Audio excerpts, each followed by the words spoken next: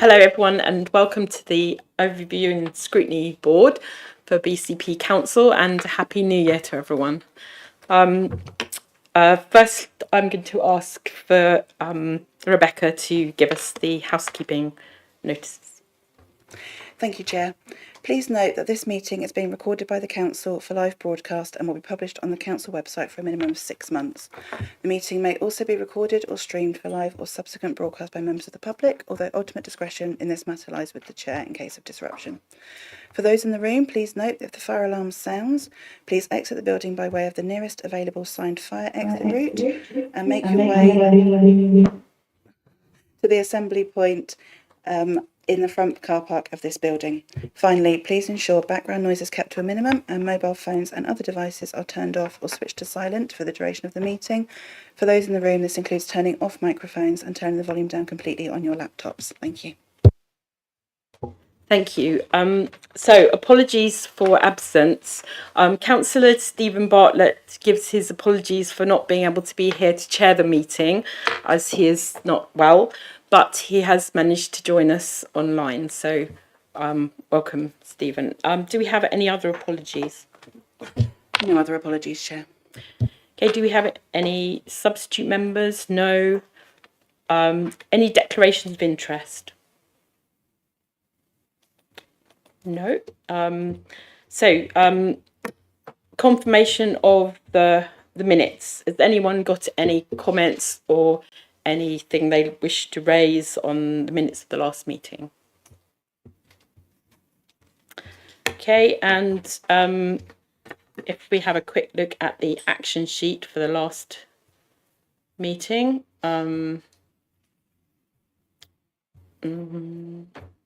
What page is the action sheet on? 17. Okay, so council budget monitoring Q1. I think we're keeping that one on here for the moment. And the blue badge update report, I believe we're keeping that one on here at the moment. Just let me know if anyone wants to disagree. Overview of the consultation. We are going to set up a working group, and that is in progress. Budget working groups, finding and recommendations. I think is that complete? Someone confirm. We made our recommendations to Cabinet, and they were considered by Cabinet in February, so I believe that one might be complete and it can be removed. Is everyone happy with that? Okay. Pay and reward progress update, that's to be removed because we've done that already. Anyone disagree? That okay? And the housing delivery, this was reported to the Cabinet meeting on the 10th of December. I believe that we've maybe we should keep that one on there for the moment because I'm not sure whether that's been completed. The next item, the libraries, we've done that. We can remove that from the action plan, and the culture funding is still to be done. Anyone got any comments or on any of those items? Okay. So public issues. Do we have any public questions or statements? No public issues, Chair. Okay. So we're on to the Community Safety Partnership Annual Report. This is something we have to do as a statutory duty. Before we start, just want to mention to give apologies for Chief Inspector Heather Dixie. She is unable to be with us tonight. This means that there is a chance there may be some questions that we cannot have answered during the committee today, and I'm suggesting that if there are any such questions, that we list the questions and send them to her for her to give us a written response. Is everyone agreed? Okay, so if I could pass over to Councillor Wilson, Cabinet Member for Housing and Regulatory Services, to introduce this item. Thank you, Chair. Yeah, it is very unfortunate that temporary Chief Superintendent Heather Dixie can't be with us tonight. Obviously, the item was postponed at the last meeting in December when she was available, and due to operational matters, she can't be with us tonight. But I am really pleased to introduce the paper today. This is a paper that needs to come through scrutiny each year, as set out in legislation. It is the normal chance to be able to scrutinise the work of the police as well.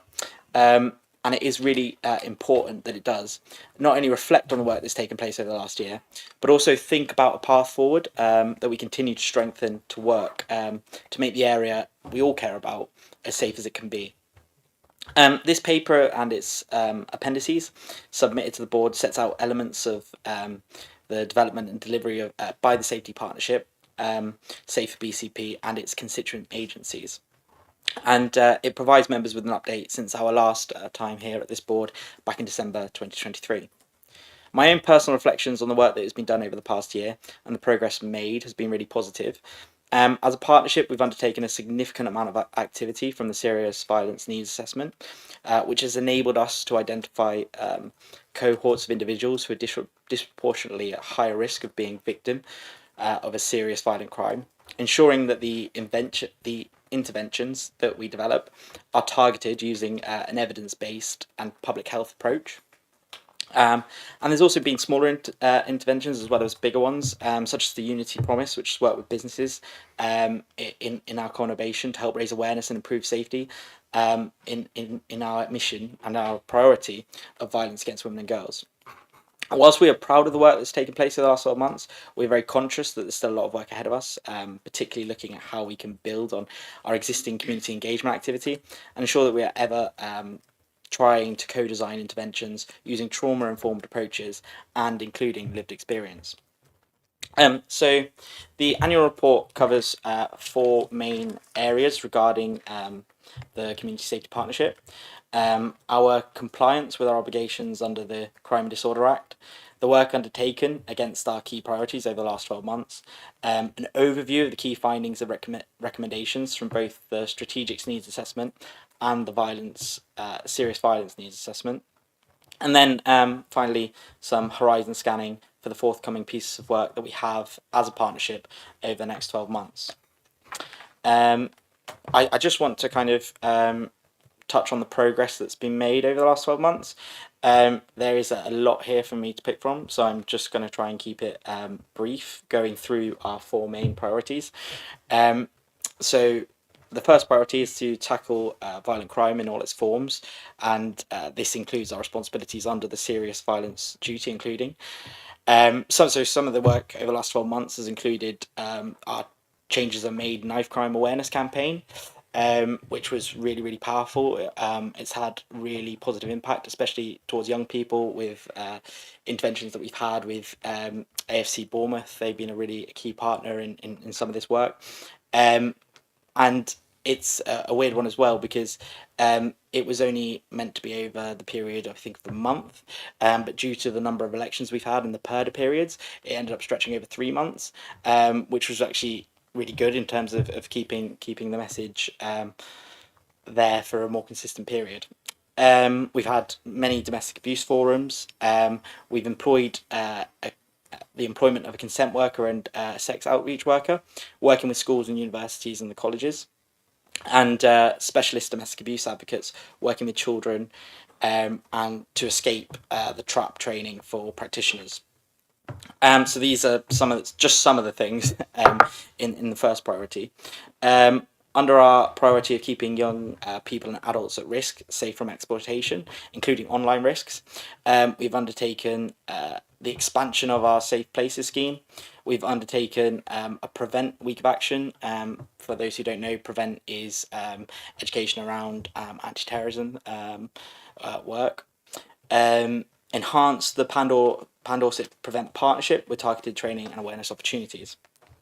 Under our communities to deal with antisocial behaviour and crime hotspots, including ASB linked to substance misuse priority, we have used data and insight that we've got from our serious needs violence assessment to hotspot antisocial behaviour areas and respond accordingly. We've undertaken significant multi-agency working across licensing, trading standards, CSAS, Dorset Police, Bournemouth Bid, and others, though obviously there's always more we can be doing. And we've undertaken a dedicated youth ASB focused early intervention. And finally, under our fourth priority regarding tackling issues of violence against women and girls, we just recently, at the back end of now what is last year, undertaken 16 days of activism campaign. That's becoming a kind of a bit of a tradition for us, a bit of an annual event, and it's been really, really positive. There's lots of educational events in that, lots of stuff that we do with the universities, including an arts exhibition for young students. We've established an experts by experience board for female survivors of domestic abuse.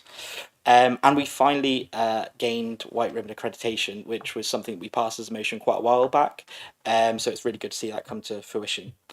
There's loads more that I can say, but I feel like it's been quite a long introduction from me already. So I'd just like to really end by thanking the staff across all of our partners for their work over the past 12 months and their commitment to creating a safer area for all of us. I'm happy to open it up to questions. Yeah. And just to mention as well, sorry, got Tina Symington alongside me, and also got Kelly Dean and Kat Birmingham with me as well online. So thank you. Okay, thank you very much. So, questions, comments from anyone? Councillor Dedman. Yes, thank you, Chairman. No, it's only a comment really that when it started, all this, when you talk about multi-agency, I always think something's going to fall through the cracks, nothing will be done. And I must say that it does look as though things are being done, and it's a good way to work out how things should be done. So I think it's a really impressive, not only a really impressive report, because we can all write an impressive report, that it's really a job well done. So congratulations.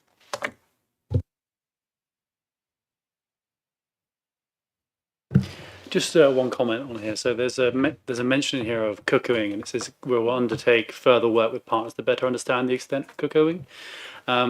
Do you have any idea what that work might be? Because I'd be quite interested to find out a bit more about it. Because not to go into specifics, but it's coming up as an issue a bit more often these days.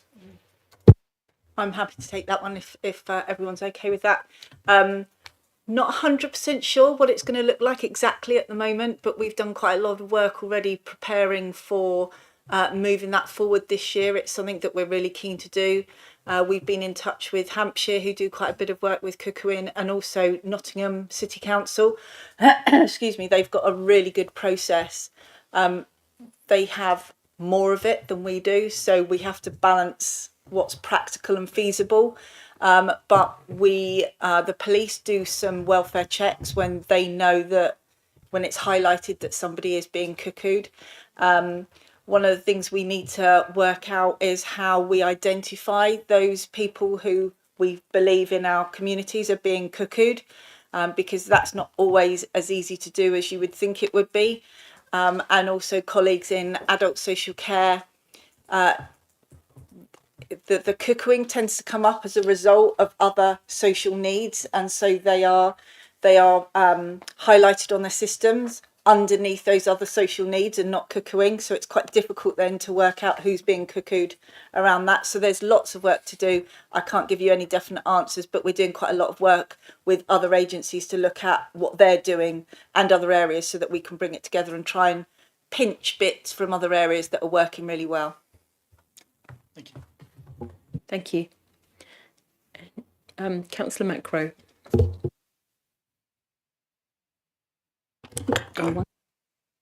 Thank you. Page 42, safe places. It says that you would be during autumn 2024 to expand in the town centre. So that's Bournemouth. Is there a directory where can vulnerable people find where the safe spaces are? And also the perception of people thinking certain town centres, bus stations aren't safe. How are you dealing with the perception as well as the actual? Thank you. So one of the things that we got some additional funding this year through the serious violence funding, and we have a part-time coordinator appointed through People First Forum. People First Forum started Safe Places about 7 years ago, and we have worked with them this year, over the last year, and agreed with them to expand Safe Places. It was just for people with learning disabilities. And we've worked with them this year to expand Safe Places so that it will be safe places for everyone. And it's a national scheme. So Safe Places is a national scheme, and there's an app and there's cards that we've produced for people to be able to go on and see where in BCP is a registered safe place. It comes with some light touch training that People First Forum deliver as well to any venue that's accepted as a safe place. We highlighted Bournemouth Town Centre, and that was September, October time when we went out and did a leaflet drop in Bournemouth Town Centre to get a few more venues available. We have over 125, I think, venues in BCP, very few in Christchurch. So we will be targeting Christchurch next to try and increase the number of venues in Christchurch. It's a slow process, but it's moving along that general direction.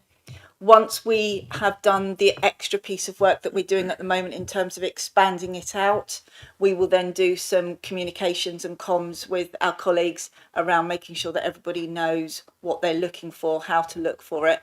But certainly a lot of the people through People First Forum are aware because they do a lot of work with their learning disability clients, and we will expand that out. But we wanted to do some preparatory work first. Thank you. Sorry, can I just add to that in terms of the perception? I think it's quite difficult to try and because we have to acknowledge people's perceptions. You know, they're there for a reason, so we have to be really honest about that. I think as part of that's a communications piece and trying to improve the perception, because you know we are the safest. Dorset is the safest place, in 7th safest place in the country. So there's a little bit around that, but there's also acknowledging that there is a reason why people have this perception. And the best way of dealing with that perception is making it as safe as we possibly can in the town centre and feel safe. And part of that's having a presence there. Part of that is doing a lot of the work we're doing and communicating it to the public. So yeah, I think that's something that we really want to focus on as well. Kat, did you want to say something about this as well? No, Councillor Wilson stole my thunder very much about that perception. We are the 7th safest policing authority area within the country. We must never forget that. But the very nature of the work of community safety partnerships, serious violence, crime duty means that we have to highlight those crimes which are most important to our area, but the numbers are really, really low. So I always want to balance that off in terms of not raising heightened fear around crime within our area. But Councillor Wilson covered it off perfectly. Thank you. Thank you. Councillor Bartlett. Hello, everybody. I just wanted to point out that the Community Safety Partnership was created to ensure all the various organisations are working collectively together to provide effective safety community. And the reason it comes to overview and scrutiny is because we are the nominated body for ensuring that the Community Safety Partnership does do what it's supposed to be doing and it meets the requirements of the legislation. Having read all 320 odd pages of the reports, I'm absolutely sure that it is meeting its requirements. And the detail, it constantly comes out throughout the report how well the organisations are working and striving to work together to make sure that they are coordinated and joined up. So from my perspective, having read the report, I do have confidence in the Community Safety Partnership and that it is doing what it is required to do. That's all I wanted to say. Thank you. Thank you. Councillor Northover. Thank you. I think they're really, really useful reports, and it's got so much data and stuff that we can use in the future and make cases for things. I've got a couple of comments I wanted to make. One is, you've heard me say before, but I think there's a real issue that if you call the police, if you've got information for the police at the moment, there's often not a way that you can give it to them. Photos, you know, I used to be able to give that information, now I can't, and I think that's a real loss. And I think in here it says that reports are down, and I would say that I don't think that's true, because I think people want to report things and they can't. And just another comment is that I'm concerned about the time that I think is the most dangerous time, particularly for young people, particularly for young women, is the early hours of the morning in Bournemouth Town Centre. And I just wondered, things like the Safe Bus, I don't know what time they actually go on till, and the interventions we have, what time they, whether or not they keep going until we get to that point, which is like 2-3 in the morning. It's really quite late. And again, you've heard me say before, but that is the time where what we do is we license sex entertainment venues.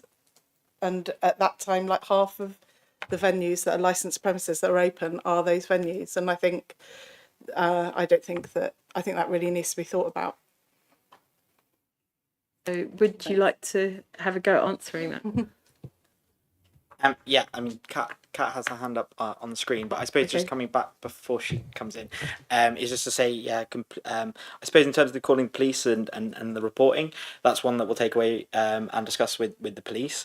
And then the early hours of the morning, I think that's definitely comments that we can take on board. And you know, one of our priorities is violence against women and girls. It's a real key priority for us. So, you know, thank you for the feedback, and we'll acknowledge that and take that on. And I'm sure Kat will probably come in now. Yes, Kat. Thank you. Again, it was just a reiteration of that we will take that one away for a police response to you, because there have been changes in the way that you can report information through to the police now. And I really think it's important that councillors in their role as ambassadors when their communities are aware of the changes that have taken place, so that they can help share that information with them. In relation to the licensing, that's not an area within my area of expertise. I know it sits within Kieran's world and with Kelly's world. So I think I probably need to park that one there. But a lot of the interventions that we put in place, like the safe spaces, looking at the community guardianship schemes that we're developing, and working with the licensed providers, are very much around that evidenced approach to when are situations taking place, when are potential sexual assaults or offences being committed, and what can we put in place using that evidence-based approach to try and prevent those interventions. It's really helpful when you look through the data to try and get a better understanding of the type of incidents that are taking place and the victim and offender profile. So I'm not justifying it in any way, but when you look at things like occurrences for rape, 47% of rape occurrences are linked to domestic abuse relationships. So again, I don't want to populate this myth that people being out and about in particular locations or in particular times, they're going to be more likely at risk of something happening to them.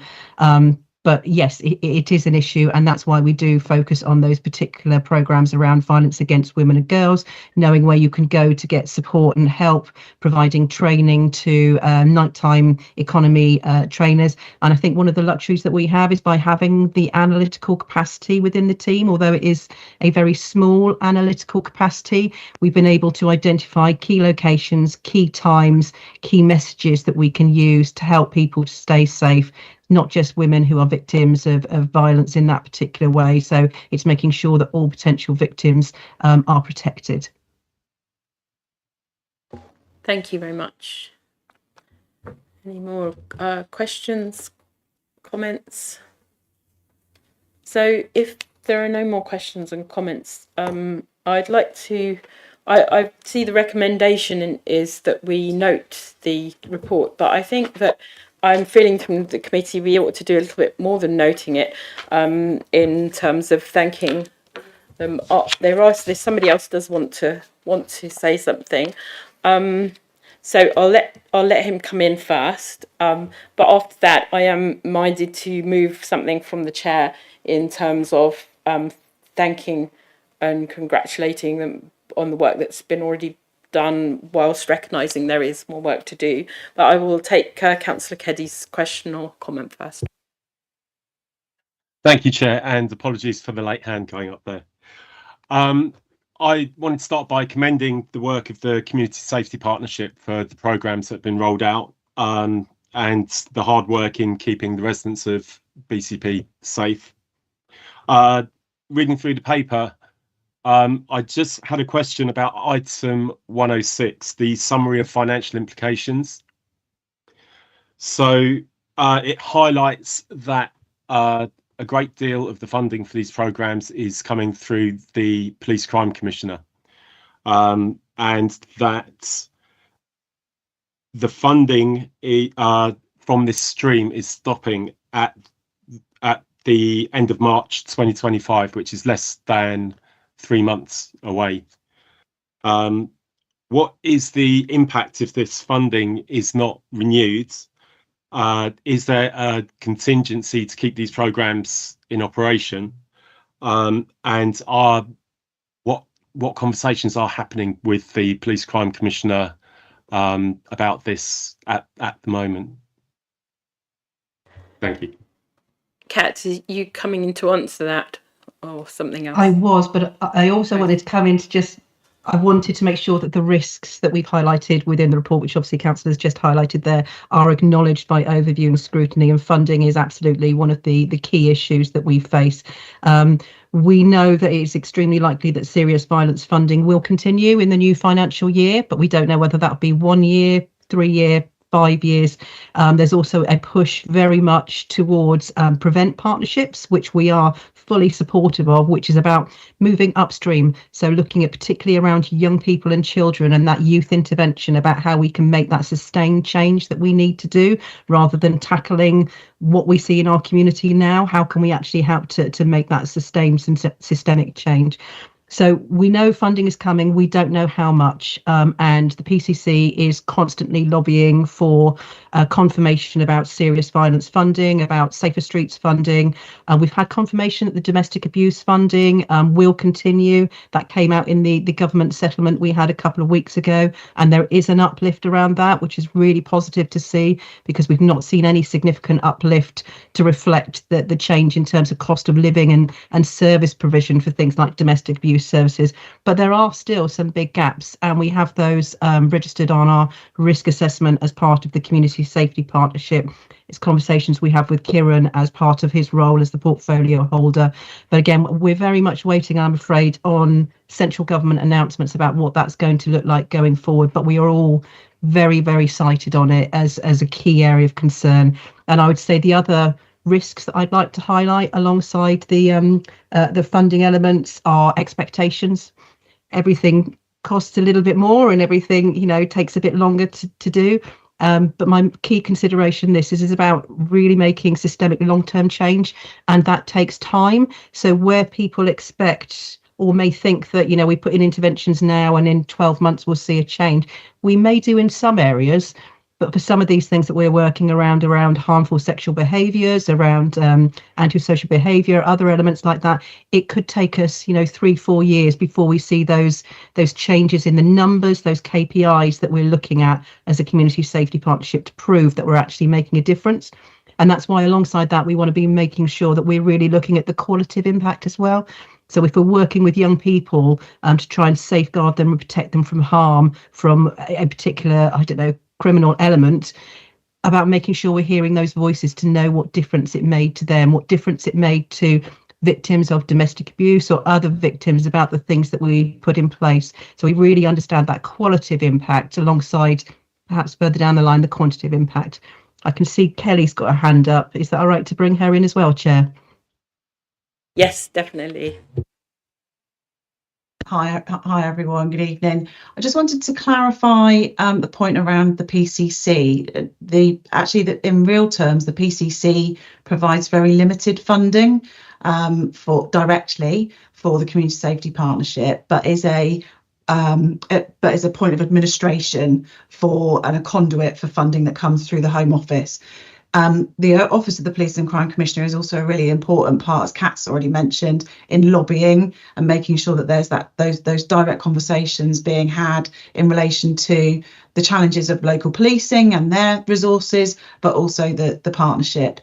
And the other thing that I just wanted to mention is the Community Safety Partnership is a statutory partnership of several different statutory members, so health, fire, police, probation, and the council.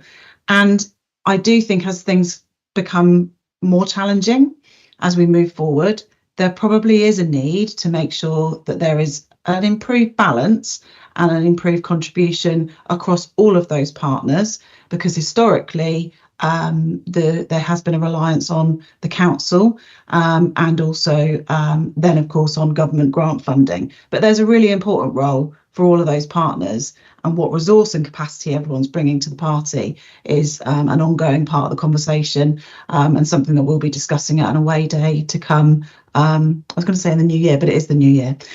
So to come very soon. It's a constant challenge in that partnership sense that we're a buoy that we keep going around, and I think we just need to see some commitment and action in real terms. Thank you. Thank you, Councillor Wilson. Thanks. Yeah. Kat and Kelly covered up most of what I wanted to say, but I just wanted to include, because they mentioned around the domestic abuse grant, which it has been confirmed, the serious violence crime grant, which we're hoping to get, but the safer streets fund, that is also very important. It's provided a lot of smaller interventions that haven't cost huge amounts of money, but have made really, really positive impacts to people. So I think just highlighting that and thanking Councillor Kelly for his question, and just on what communication we have with the PCC. Myself, the leader of the council, and officers have regular meetings with the PCC in his office around this. So yeah, there's a lot going on, and yeah, I think we're always open for more money to do more in trying to keep our area safer. Okay. So I'm taking from that that I remind you to move that we congratulate the Community Safety Partnership on the valuable work they've done over the past year, including their progress under the serious violence duty, and to endorse any efforts to secure funding to continue this valuable work. Is everyone generally happy with that? Yep. Okay. Did you get that? Good. Okay. So our next item. Oh, just there was one item from that we're going to send back to the police, isn't there? That's it. That's fine. So the next item on our agenda is devolution arrangements, and I'd like to invite Councillor Millie Earle, leader of the council, to come forward to introduce this report.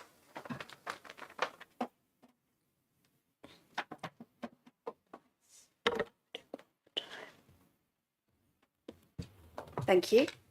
And Happy New Year to everyone. It feels like we're too far into January already and it's only the 6th, but that is the speed at which devolution is really travelling at the moment, not just here, but across the country. So just to give you a sense of that, this is following on from our devolution discussion a couple of months ago, where we looked at some of the options and it was going to come back to scrutiny for another look. However, things have moved extremely quickly. The devolution white paper, which is the government's blueprint for what devolution will look like, very, very long paper, very complicated policy, however, really, really clear paper. That was published on the 17th of December, and there was a webinar with MHCLG, which is the Ministry of Housing, Communities, Local Government, and Baroness Taylor, where we were informed that to take part in the devolution priority programme, we need to indicate that by the 10th of January, we are committing to an agreement with all upper tier leaders. So basically, the government have put in this deadline right after Christmas, whilst everyone's, doing their Christmases, and given us just 3 weeks to make a decision on the next 50 years of governance across the UK. And quite honestly, I think that devolution is fundamentally a really good thing, but there needs to be democratic principles at the heart of it. And I haven't seen that with this paper. And in fact, I think we are heading on a trajectory where the democracy of it is kind of getting left to the wayside to deliver an agenda of devolution based on what the government want to see rather than what communities need. So what are the options?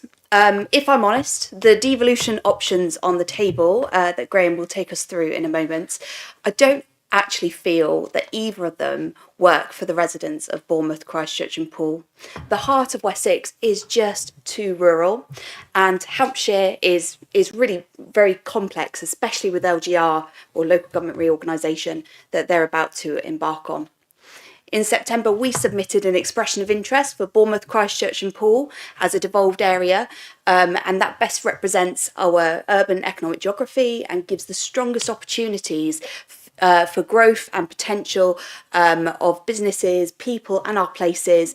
And although the government's white paper appears to discount the approach on an arbitrary minimum population of 1.5 million people, I don't think we should really be compromising on that vision just yet. Because I believe that it serves the interests of our residents best and reflects the functioning economic area that the government is seeking through devolution. I don't want to spend too much time having a go at the government about this, but I've spent the last 3 weeks just constantly looking at this paper and thinking, why has it gone so wrong with the way they are delivering? For me, either the government need to deliver meaningful devolution that reflects the strategic needs of the areas that we live in and our communities and who it is going to affect, or they need to just take the country and just carve it up on a 1.5 million population basis. Because for me, if they're trying to do it both ways, they lose the fundamental point of devolution, which is a system of governance that works on a relevant geographical basis. So we either have that population figure or we have meaningful devolution. I don't see how you can have both and call it devolution in the way that they are calling it. If we rushed into a strategic mayoral authority with this unrealistic government-imposed timetable, I really worry about the openness and transparency of BCP Council. We have made a commitment as a local authority administration that we champion openness and transparency. It's now in the corporate strategy. We welcome discussion, we welcome debate. And I think that the fact the government have put it on to leaders to reach a consensus and take it forward means that we don't have the room to do that and also be on this priority programme. As I've been reflecting on this myself, I think we probably need to be quite straight with government and tell them that we may not be prepared to sign up at this stage on that timeline for the 10th of January. However, I did just want to say that Graham and I are heading to Westminster tomorrow to meet with Baroness Taylor to talk about Heart of Wessex specifically, but we could throw a couple of questions her way about whether we would be able to see this through council on an emergency timetable and get a response to them in the next 2 weeks if we can reach a consensus via a full council meeting. The main thing I see as important to that is that the reason why government want to get started on this quickly is because they need to shift around legislation to allow elections in some parts of the country to be postponed, to allow the fast track priority programme to be delivered. And what that means is that that doesn't apply to us. We don't have any elections that need to be changed. However, both Wessex and Hampshire do. So they have every single incentive to submit by the 10th because they need to get their elections delayed. However, we don't. So we're kind of in this situation where we can either stick to what we want to do, which is a single area devolution, or wait for the government ministerial directive to tell us who we're going to join, or we can spend the next 2, 3, 4 weeks taking this through a proper democratic process where we can all have our say and all get into the detail and all understand the implications of the length of this decision that we've been asked to make in a very short amount of time. And if we do it that way, then at least we find a consensus amongst us as a council, because right now I don't feel that this is particularly democratic and a particularly democratic way of dealing with it. The rest of my notes really just say more about the Labour government on this, so I'm not going to I'm not going to carry on. But I think Graham's just going to give us a run through of some of the options that we've been looking at, and I'd be really interested in hearing the committee's views on this. Thank you. Okay, thanks, Lisa. Thanks. So the slides have got a bit of a mixture. The first 4 are very word heavy, so I'll go through those, but they're taken from the devolution white paper. So I thought it might be really helpful for us to be very clear about what messages are in the white paper. And then I've got some maps, some of which you've seen before, to think about what we want to do. So the devolution white paper, as the leader said, is very clear. And it starts with our goal is simple: universal coverage in England of strategic authorities. We should be a number of councils working together. So this is not strategic authorities to replace councils. This is a level above local authorities, above unitary councils, to bring them together, covering areas that people recognise and work in. And that's where our challenge lies, I think, because I often think of the BCP area as almost a bit like an island, you know, surrounded by nothing that matches us, really. So the question then is, how do we connect? In the executive summary, they've got a phrase that says, however, in order to ensure that citizens benefit from devolution, we will legislate for a ministerial directive. This will allow the creation of strategic authorities where local leaders have, after due time has been allowed, doesn't say how long, not been able to make progress. And then that's expanded in the main body with this, the detail, which is that to ensure a complete national layer. So remember, the goal is a complete national layer of strategic authorities. To ensure that's in place, to devolve further powers to in the future, we'll provide a ministerial directive which will enable the government to create them in any remaining places. Our commitment to working in partnership holds firm, so the government will limit its use to this instance where other routes have been exhausted. But they are absolutely saying very clearly, if you fail to come up with an option, we will eventually decide an option and impose it. We will ensure that the ministerial directive is used to conclude the process where there's majority support or the formation is essential in completing the rollout. So interesting what they mean by majority support. Does that mean within a council or between a number of councils? If 2 out of 3 councils want to do something, the third one doesn't.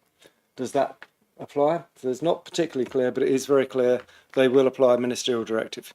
But of course, they'll work collaboratively with local government to deliver on that ambition. So it's collaboration, but we know there is a power behind it. Okay. What they're then going to do, and this is a very different approach from the previous government, instead of allowing or enabling or requiring strategic authorities to negotiate a package, they will put a framework into legislation that sets out the powers that go with each type of authority.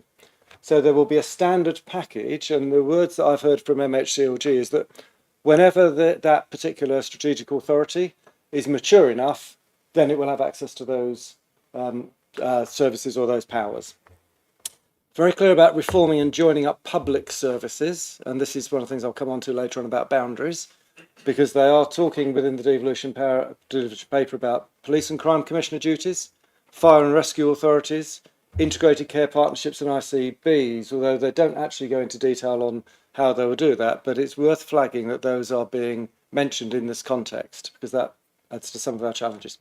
And then alignment of boundaries for these, plus probation, job centres, local authorities. They are looking to get the public sector better coordinated in terms of its boundaries and in terms of its strategic working.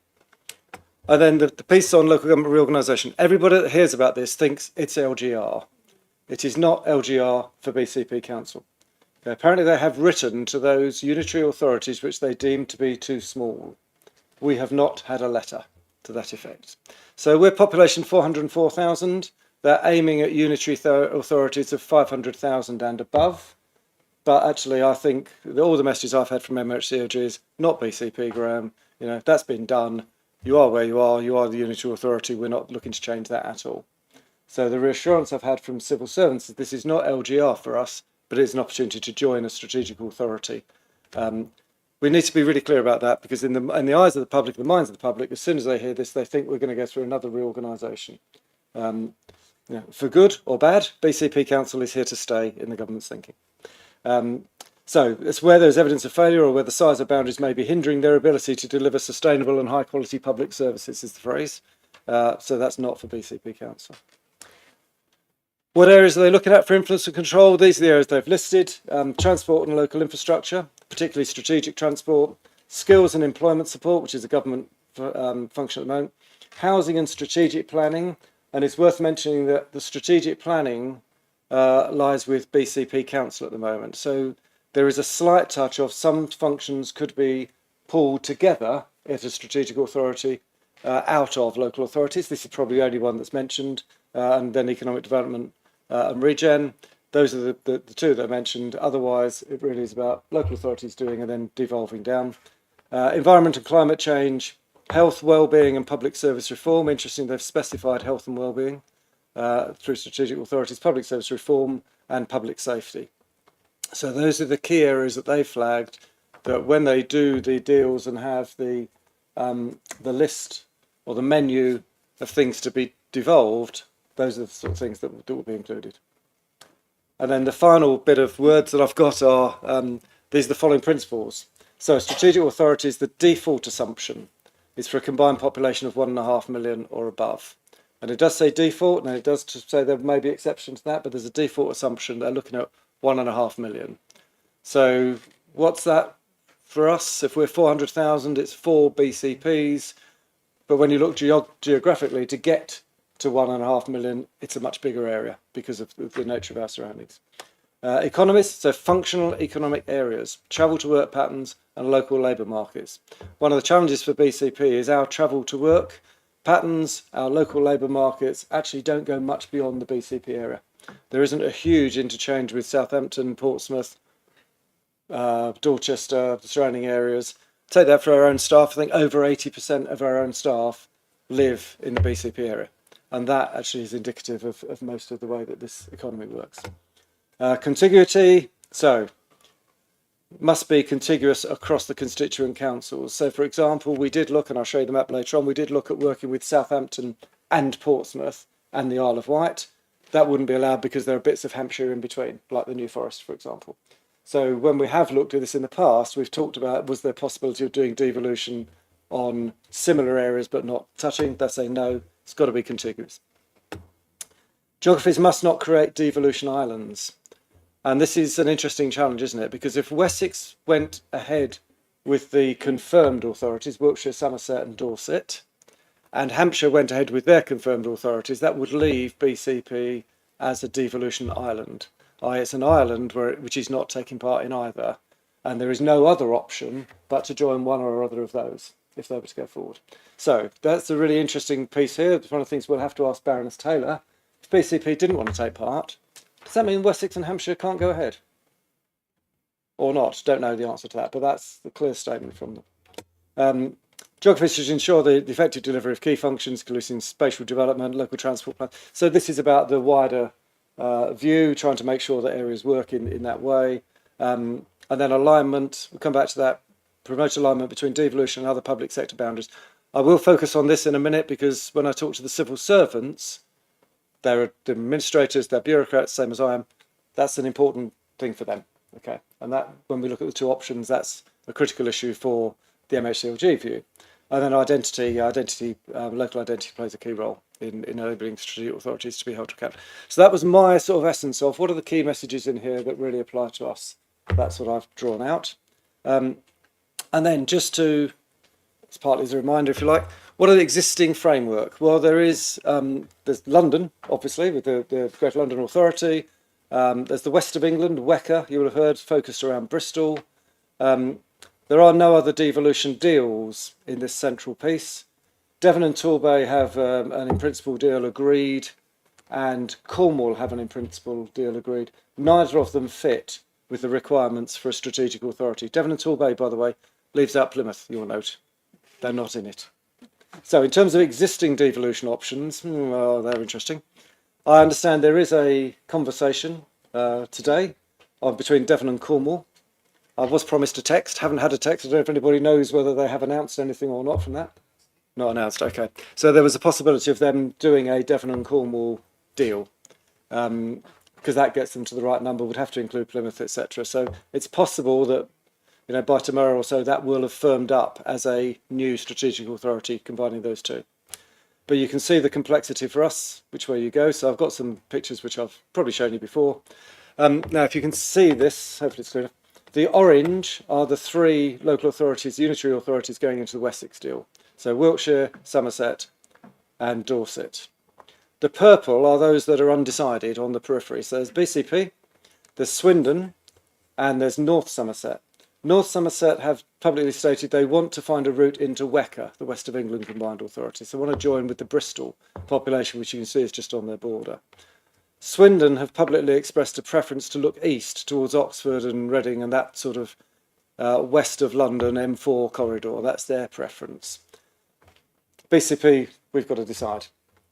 In the yellow, I've drawn the Hampshire boundary with Portsmouth, Southampton and the Isle of Wight identified as separate unitary authorities. The complexity, well, the simplicity of Heart of Wessex, so I thought I'd change that slide once, it's three to six unitary authorities.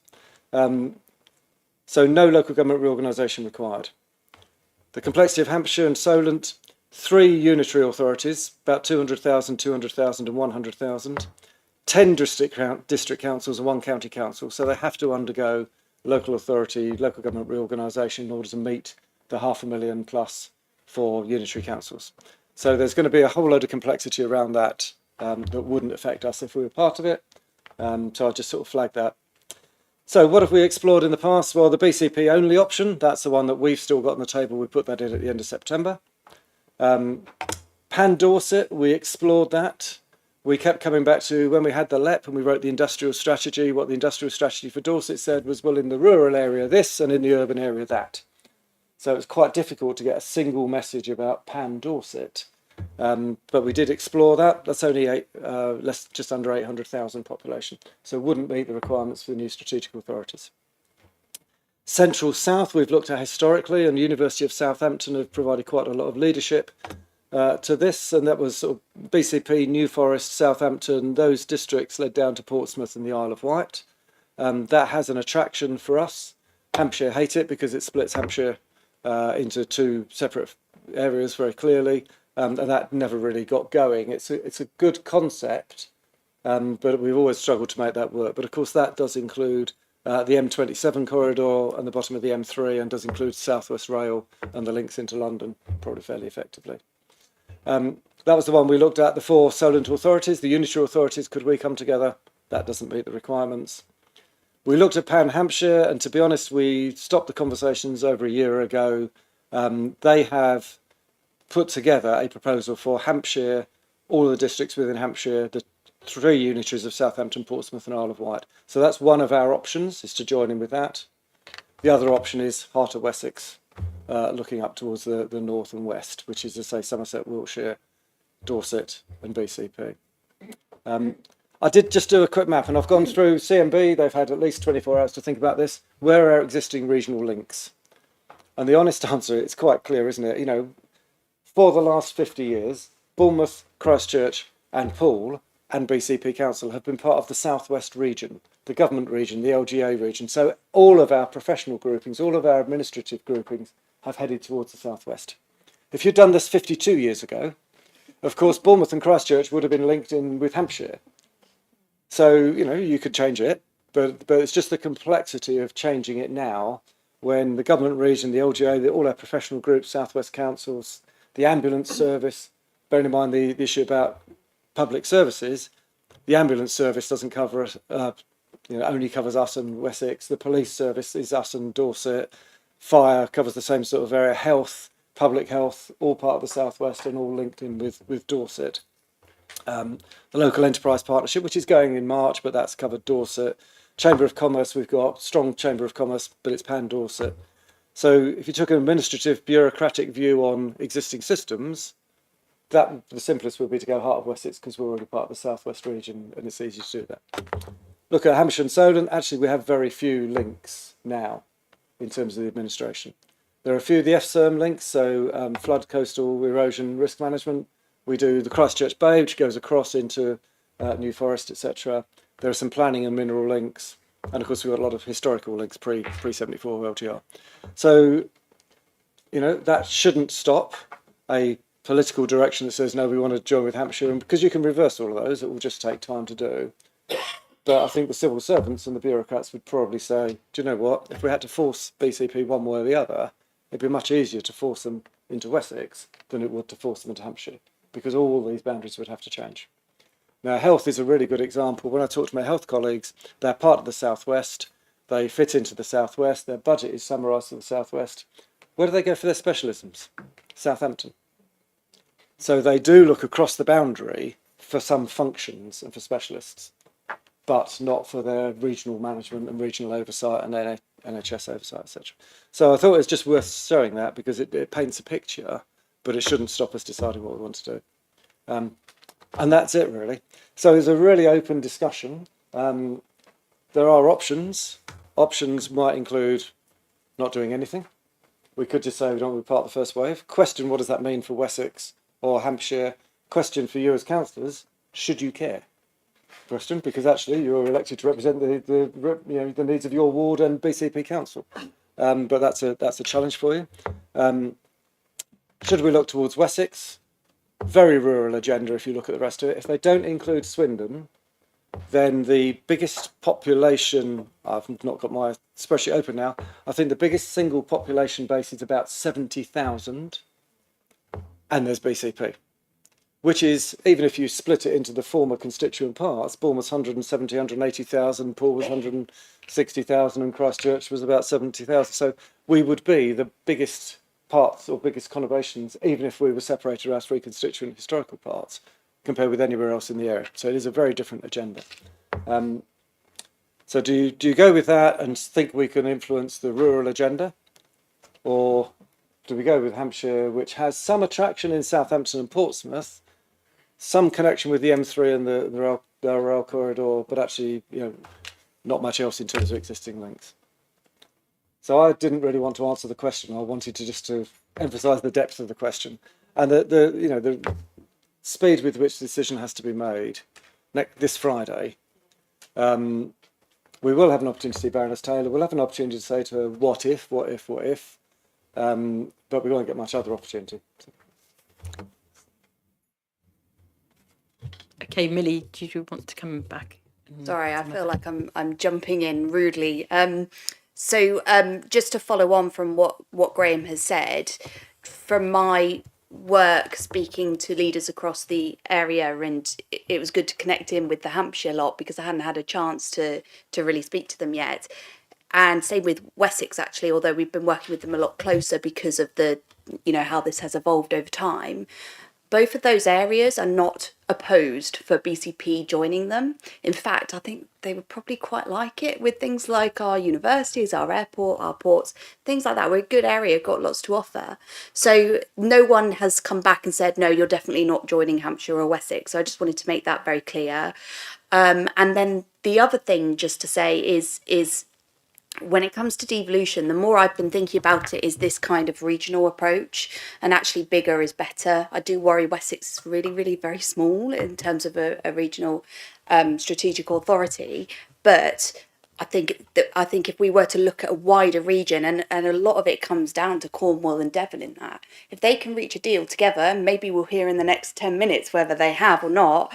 I think that changes things because it means that then Devon wouldn't be available to then join potentially the Wessex area. And actually, I think that working across a much wider area means that there would be a balance of interest in a strategic authority, and it wouldn't be quite so rural because we would have places like Plymouth and Exeter involved.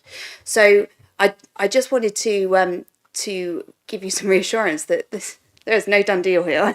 This is moving like every day. There's something different coming up, and every local authority is feeling the pressure of getting onto that first wave, mainly because of the implications it has on their election timetable. Thankfully, we can step out of that a little bit, but MHCLG are still saying the 10th of January as a real cut-off. So I just wanted to clarify that. Thank you.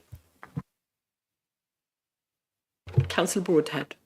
Thank you very much, Chair, and thank you for the introduction. I've got a few points to make. First of all, I would like to thank everybody that I've spoken to as well over the Christmas period. As the leader has just said, this is a really important decision, and I think we need to be politically mature about this. And I'm really pleased to have spoken to, I think, most of the political leaders over the course of the last few weeks to kick this around. There shouldn't be a political football, and I'm glad it hasn't been to date, and I hope it will continue not to be.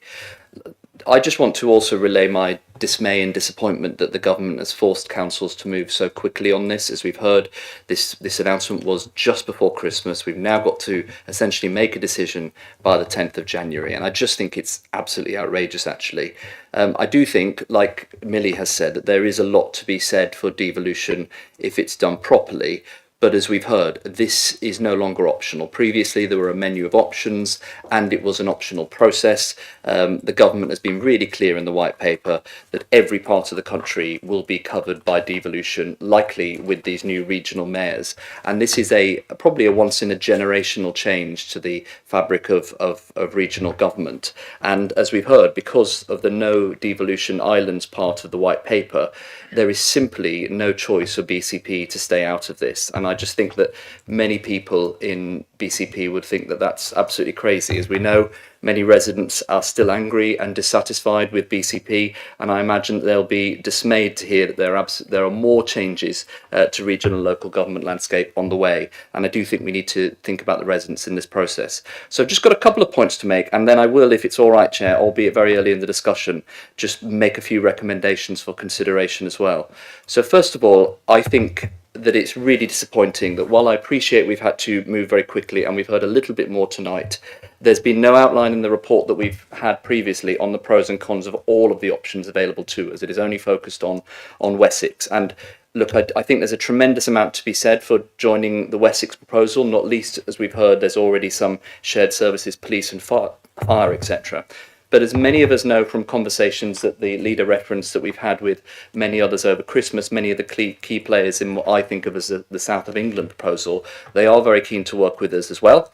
And many of the previous barriers that Graham had outlined that was on the table, that were preventing talking to East, if you like, have fallen away in this white paper, with things like a bigger focus on the wider regions, travel to work area, economic geographies. More complicated, but it is an option. And so I really do think that we need to consider all of the options in an empirical, evidence-based way. There are pros and cons to looking west, and there are pros and cons to looking east, and I just think we need to think very carefully about it. Secondly, where is the voice of the residents in all of this? This is too big of a decision to jump one way or the other without knowing what the residents think and feel. The new mayors, as these two proposals are going to have, will have major new powers over road, rail, as we've heard, housing and planning. And I really think we need to steer from the public in this. Ideally, it's something that I think we should actually hold a referendum on to find out what the local people really feel. And then finally, as the leader has outlined, where is the democratic process in this?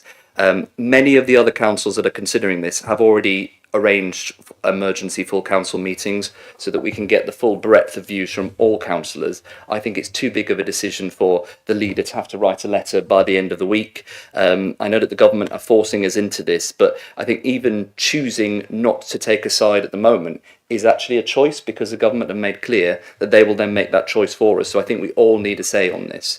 So, Chair, the two recommendations that I'd like to make for consideration as part of the discussion is, first of all, to ask the leader to arrange an emergency full council meeting at the earliest opportunity to arrange a vote, to enable a vote from all councillors on all of the available options, and that's all of the available options that are available to us. And secondly, to undertake an evidence-based piece of work on the pros and cons of a devolution arrangement with both the South of England and the Wessex deals, including exploring a public referendum for BC residents as well. I know we've heard that there are issues with not necessarily going forward with a firm answer by Friday, But I think if we can do those two things, ask the public what they think and do a evidence-based piece of work, and ask the councillors what they think as well, then I think that will put us in the best foot to make the right choice rather than the quickest choice. Thank you. Yeah, I make those two. I'll send the text to Rebecca, and then and I'll seek a seconder on those as well. Do you have a seconder? Hey, Councillor Beasley.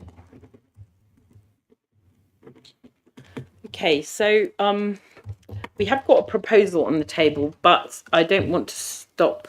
I don't want to stop and only discuss that, because other people might have points and questions.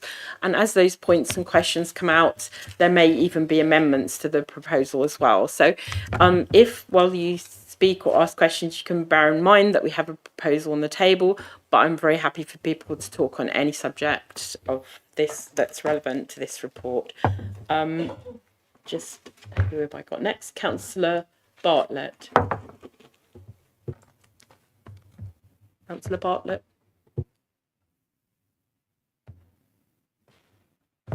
Yeah, thank you, Chair. Can you hear me okay? Yes. Can you hear me? Yes, yeah. Very good.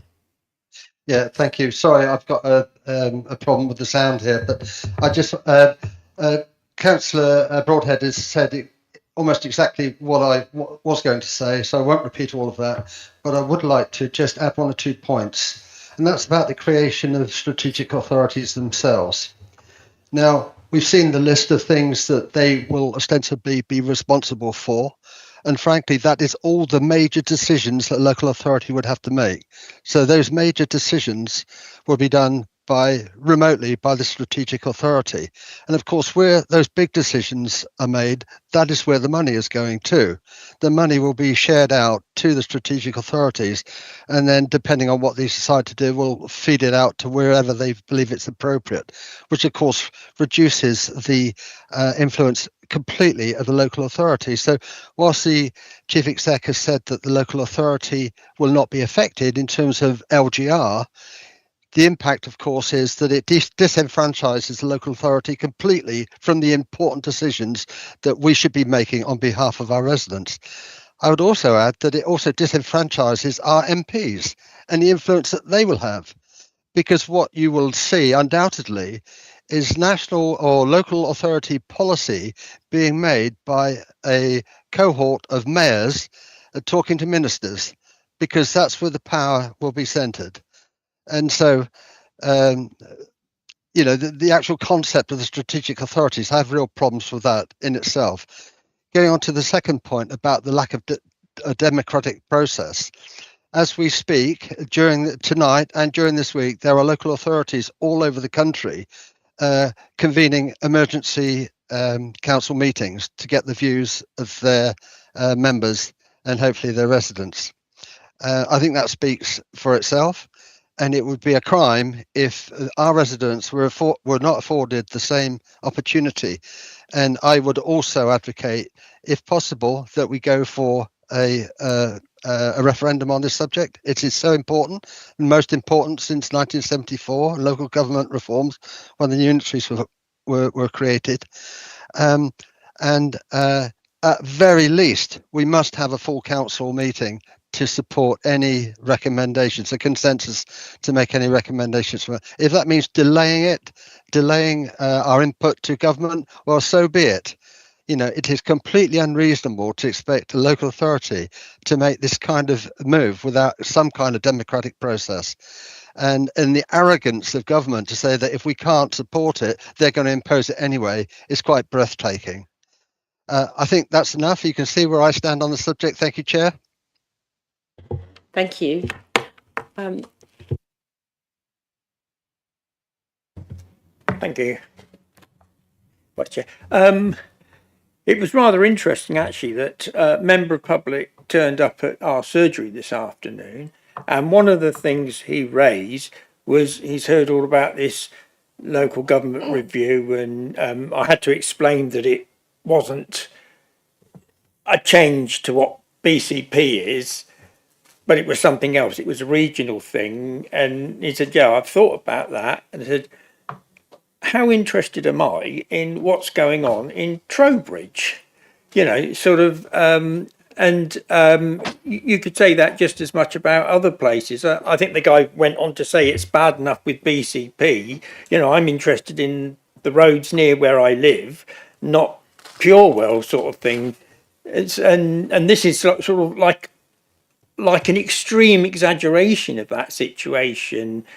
You know, Trowbridge is a long way away. It takes a long time to get there, sort of thing. And how we can have someone who is representing our interests on a lot of these issues, albeit that there will be nominated sort of councillors from the areas that feed into it. But to me, it just seems so remote. But one of the ironies is that the area I would have felt most comfortable with, we had some kind of almost informal arrangement 30 years ago, which was called the South Coast Metropole, and it was basically Portsmouth through to Weymouth and a little bit inland. An area that had a lot more in common than either of the options that are under discussion at the moment. And it's just a shame that that isn't on the table. You know, I think this is being done with a very unhelpful haste. You know, I think they needed to do some of the detailed work that we are expected to do now on sort of how it sort of fits in. So I'm not comfortable with either option, but, you know, I'm just reflecting the view of a member of the public who raised this, you know, 2 hours ago or 2.5, 3 hours ago. You know, that, you know, to them, that was just, you know, a step too far. So, you know, I think we're in a very difficult situation, and I think I would possibly favour calling the government's bluff on this one and trying to get everything sorted out so that there's at least some kind of democratic input into it, because at the moment I can't see where it's going to go other than create something which is going to cause a problem. At least when we had a police and crime commissioner, it was for the county, just covering 2 unitary authorities. But, you know, this is even more remote. So, yeah, I'm very uncomfortable with it. Yeah, I think I've got a few questions to ask multiple people around the room. So the first one was on the referendum piece, and this is probably one for Richard. How quickly could you organise a referendum across the entirety of BCP, and how much do you think it would cost?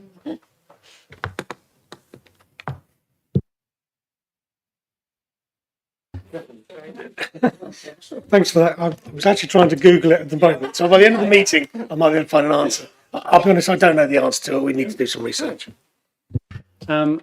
Is there an option to turn around to the government and say, we think both of our neighbours' options are rubbish, and actually we would much prefer to do, you know, Bournemouth, Poole, Portsmouth, Southampton, the Isle of Wight, or alternatively a BCP plus, where we say, you know, we get the whole of BCP plus every single other town that runs into BCP, because at the moment BCP's geography is crap as well.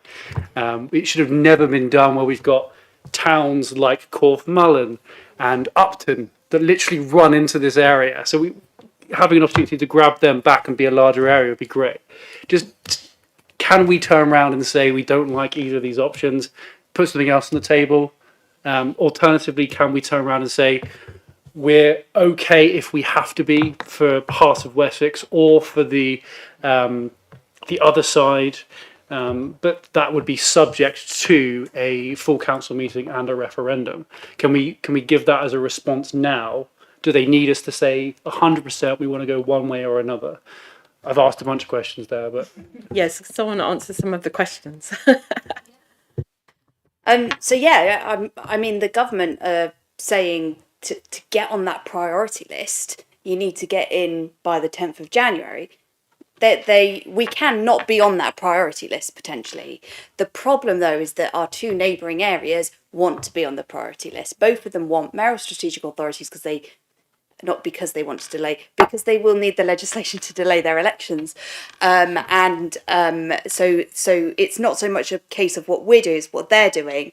But you're right, if we flip it round and think, well, actually, what do BCP want? What do the residents want? What do us as elected representatives of those residents see as the best outcome?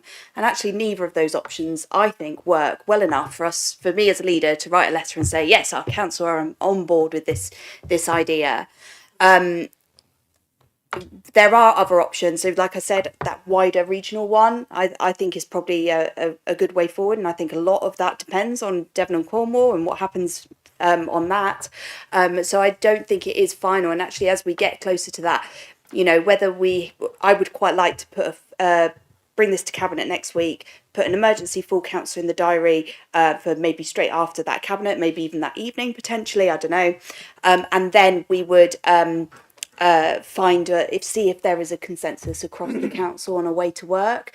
At the moment, I don't actually think there is. I've spoken to I've spoken to Phil, I've spoken to Patrick, I've spoken to councillors from all different groups, and there is no consensus. No one is saying this makes the most sense. I'm hearing a lot of what doesn't make sense and what shouldn't happen, but it is really, really difficult, and that's why I don't feel that there is that collective view for me to be able to do that as a leader. And instead, we do need to have that open discussion before we go ahead and make a decision on it.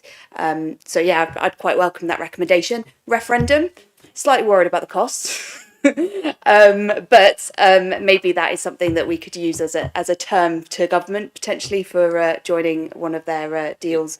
I said explore referendum, so you could support that. Just look at the cost. But yeah, that's I don't disagree with that, and I agree with the point that this is very driven by ministers and politicians. I don't feel that there has been that dissemination of information across residents and anything else. I honestly think residents should be excited about devolution, but what the white paper is forcing us to do is really quite dangerous from a democratic point of view, and that's why I'm not happy about it. Thank you. Yes. Just to respond to the issue about timing and can we say no and that, I just thought it might be worthwhile. We tried to work out what the timing would be, the timetable would be, to get to mayoral elections in May 26. Okay, when you work it back through, talking to MHCLG, so expression of interest by 10th of January. It's not a formal decision. Formal decision comes after consultation. We are reassured. January to March, a government-led consultation process with the areas. April to July, ministerial decisions to say, yes, which ones we're taking forward. August to September, finalise the proposals. September to February, the statutory process through Parliament to set up new statutory authorities. So by September, effectively, a decision. February to March, institutions established, mayoral elections May 26. So, you know, that is a very, very rapid timetable if we want to be on one of the first wave, if you like, of this. So just worth mentioning that, because actually when you think about the possibilities of consultation, referendum, etc., actually we can do all those things, but not as part of the first wave. This is have to be a government-led consultation process for effectively January to March. You know, you can take your views on whether you think that would be meaningful consultation and how what sort of depth you'd get from that. Yeah, so that's the timetable that we'd be talking about. Can we say yes to both? Sorry? Can we say yes to both and move ahead on the idea that we make a decision? So, Councillor Waters, if you're asking a supplementary question there, please, can you put your microphone on so people can hear what it is? Sorry, I was going to say, can we say yes to both under the idea that we would eventually come round after doing this process and say which one we would actually prefer? I think that'd be really difficult because we'd have to work up the proposal, have to work up what the economic value is, the economic geography, do all of that, and then pull out from one of them, which would then leave them high and dry in terms of their scoping. So, I answer that as well. Yes, I just wanted to add to that to give the committee a quick flavour of what other councils have been going through. So you know, Wessex came together in anticipation of that September expression of interest, and they've been working since then on things like economic policy across the areas, trying to find things that they have in common, looking at all of their data, their population, how people move around the area, and so on. And Hampshire have been, I'm assuming, pretty much the same, although I haven't been involved.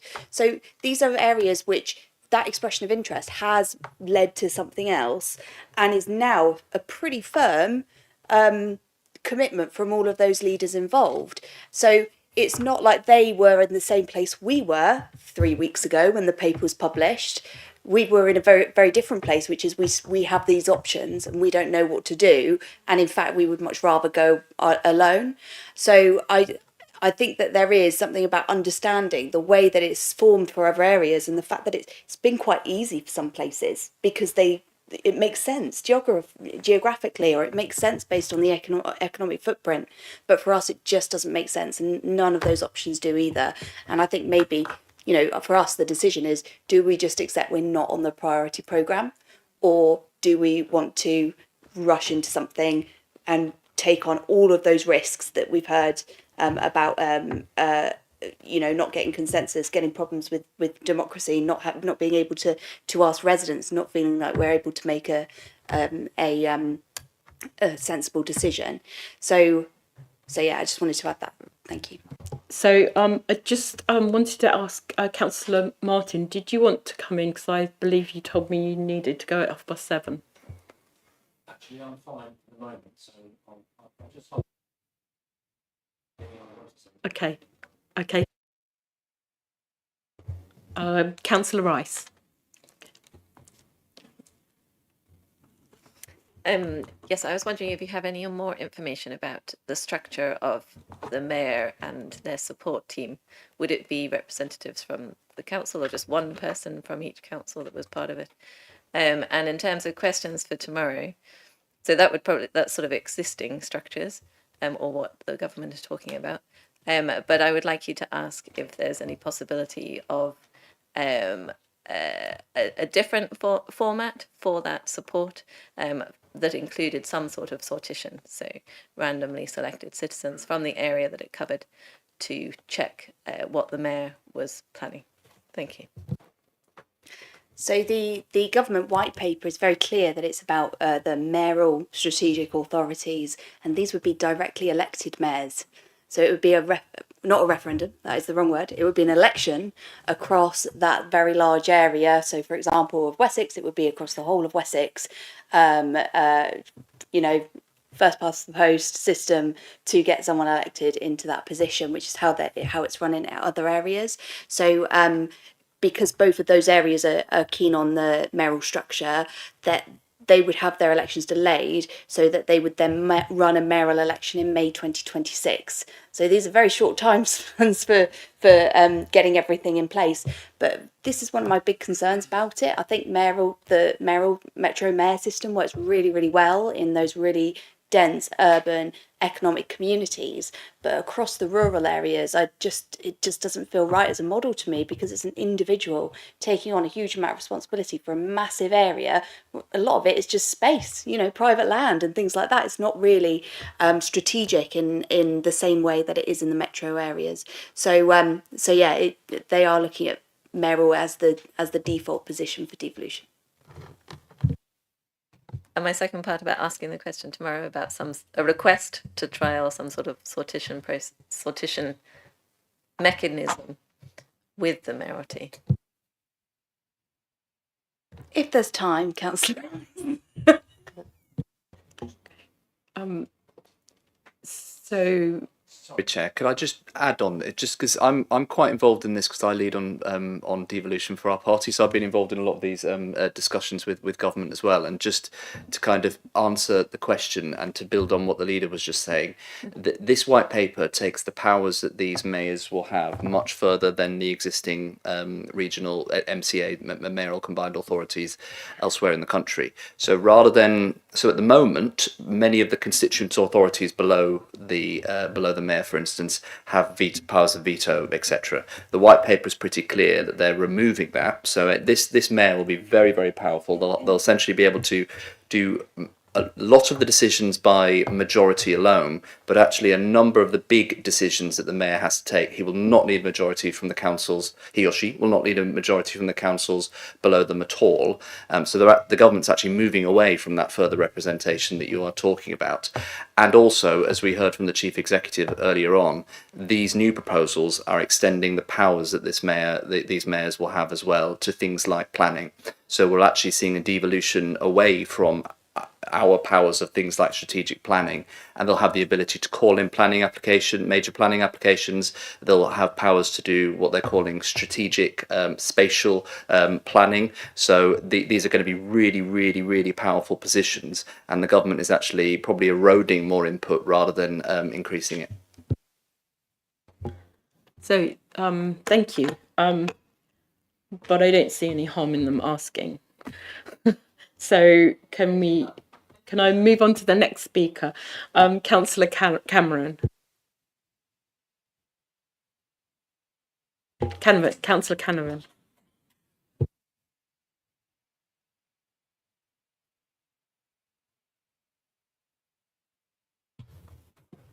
Well, you're not going to like this, but I'm not going to take any lectures about the timescale of any of this, mainly because I raised it more than a year ago at full council that this was coming, told you it was coming, made it clear that this was going to be a commitment of the Labour government when it was elected.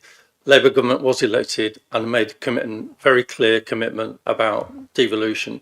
So I'm not going to take any suggestion that this was a surprise or that anything in the white paper is a surprise, because anybody who's been following this for the length of time that I have will know that this is exactly the direction of travel that the Labour government intended to take.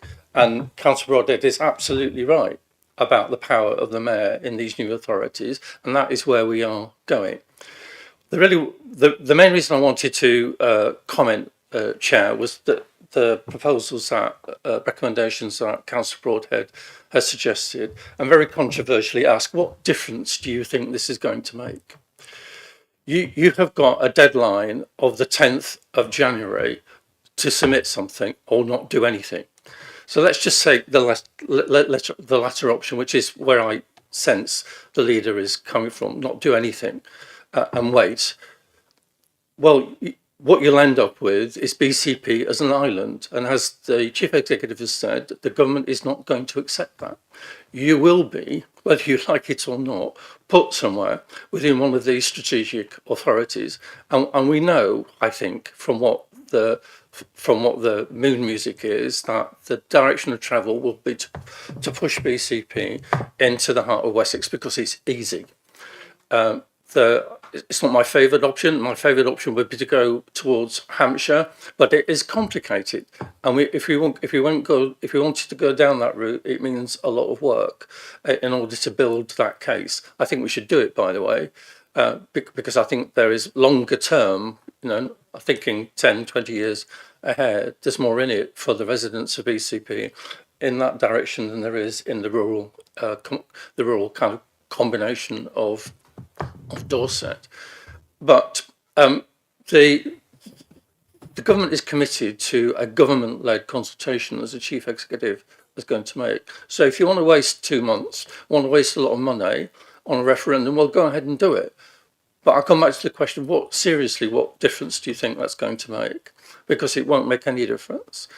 And even if you can get some wriggle room on the 10th of January, it's not going to make any difference. You have to commit one way or the other to what you want to do. You don't have to be in the first wave if you don't want to, but what does that mean? What does it mean for the residents of BCP? What it means is that you won't get any say at all in the direction and in the structure of what this is going to look like. You're going to be left out on a limb, waiting for somebody else to tell you what it looks like, waiting for somebody else to tell you exactly what you can do and what you can't do. And that to me is not the right approach. We have to take a lead, we have to take a strong position, and we have to decide what it is we're going to do. So you can do what Councillor Broadhead suggested if you want to, but you're not going to do them within the next week. the administration's had plenty of time to arrange a special cabinet meeting, a special full council meeting, if it had wanted to, and it hasn't chosen to. Although local authorities are doing that this week. You could have done that already, but haven't chosen not to for whatever reason. So you certainly you could have a full council after the cabinet meeting, but you'll have missed the deadline. And you know whatever Baron Tunney might say to you tomorrow, the government is not going to wait for you for 2 months while you carry out a referendum. It's not going to do that. So you'll be put to the back of the queue, and you will be waiting to see what the government hand out at the end of the day, because it's not going to leave BCP alone as an island left out of the strategic authority structure. Now, I don't expect anybody to like what I just said, or even to accept necessarily what I've just said, but that is the reality as I see it. So the options for the administration are, for goodness sake, take a blooming decision for once, because putting it off is not going to work. Kicking the can down the road is not going to work. If you're serious about leading, if you're serious about ambition, if you're serious about the future of BCP, then take a decision. To some extent, I don't mind which way you go, but take a decision, because otherwise, I think that is the worst of all possible worlds for the BCP. There will be consultation, there will be public involvement down the track, but trying to think that this is somehow going to influence the direction of government is seriously, seriously mistaken. Thank you.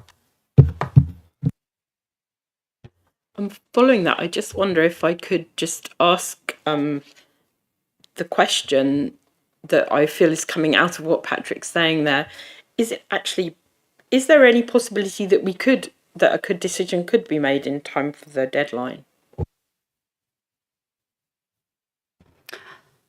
I think I have a problem with the question more than anything, which is I could, for example, if I felt there was a consensus amongst councillors, come to that decision, but I have not been able to find that consensus. I would say even groups are very split on this, and it's very, very difficult to find a view that we would all feel happy about taking. And I do think that, if as Councillor Canavan says, the government aren't playing games, and quite honestly, I think I would rather be standing up and asking the government to listen to the communities and what people want and what people need. And for me, neither of those options that are ahead of us represent that view. We either miss that deadline, and let's not pretend this is an unreasonable deadline. It's unreasonable of a government to give us 3 weeks to come up with a 50-year decision on governance across the UK, and so we need to make sure that we're making the right decision before we make the quick and easy decision, which is in front of us. So I would much rather take a step back, spend a bit more time discussing this democratically. If we can come to a consensus, then we would approach government before the 10th of January. But I'm not bowing to arbitrary deadlines from a government that feels that it can just tell us what to do. Quite honestly, it leaves me very sad that this is the government that said they would be respecting local authorities and the role they play. I don't feel that has been the case on this. Thank you. Councillor Howell.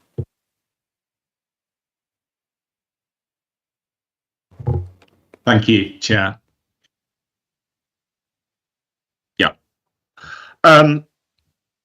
I mean, I think most councillors would agree that the Dorset's Wilt Somerset proposal has real problems, and it's unlikely that we're going to really encourage and achieve secure much funding from a mayor that's elected by a majority of a rural population.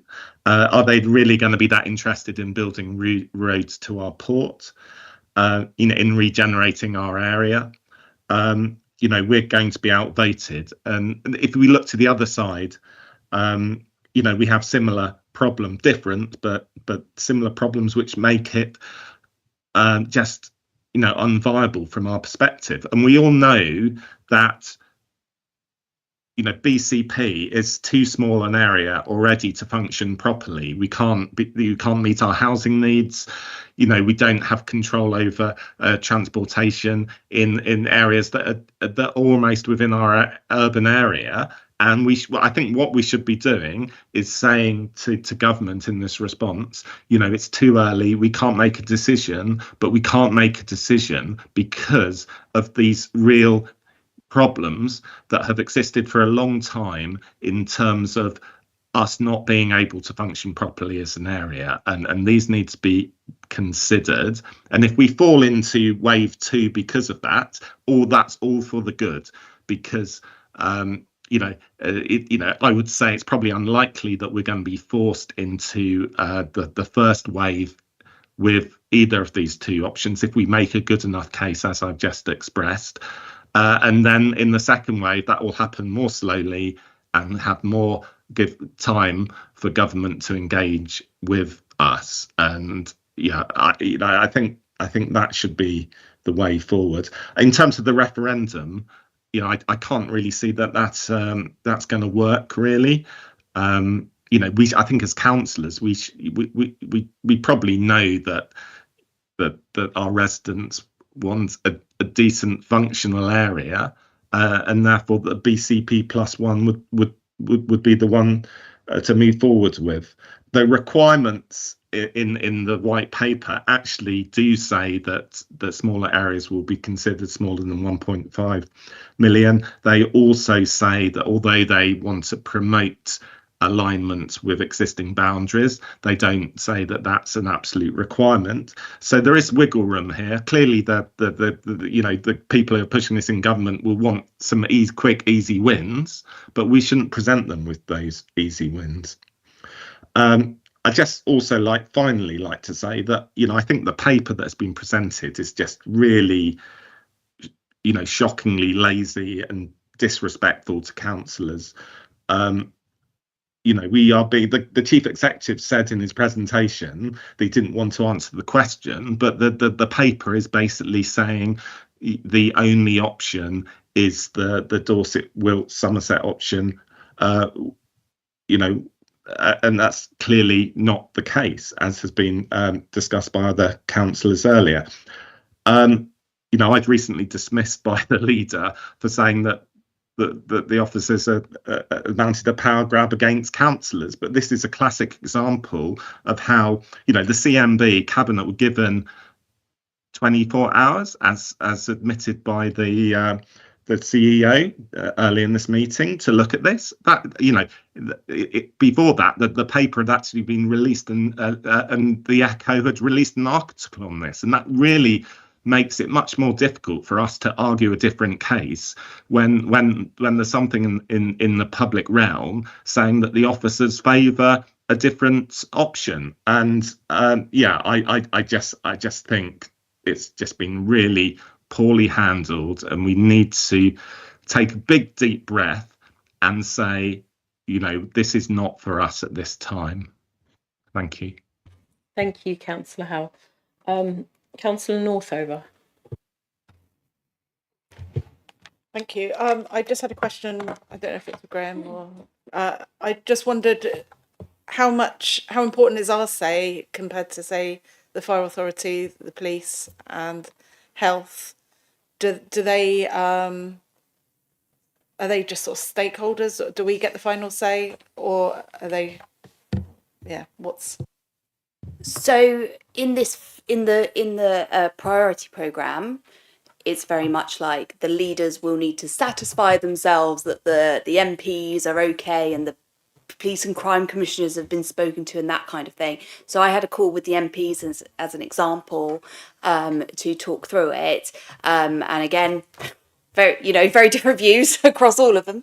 So I don't think that there was in particular, the white paper, I don't think actually talks much about engaging with the other authorities, because the idea is that they will be wrapped up into the strategic authorities. However, if we were to go look at Hampshire, where does that leave the fire authority or the police and crime commissioner? It's very difficult at the moment, but to understand what that might look like, which is why I think MHCLG have been very against us looking somewhere east, because it is much more complicated in terms of what we currently have in place, and whether their fire authority would merge or health would move over, or how we would do our fire across that area.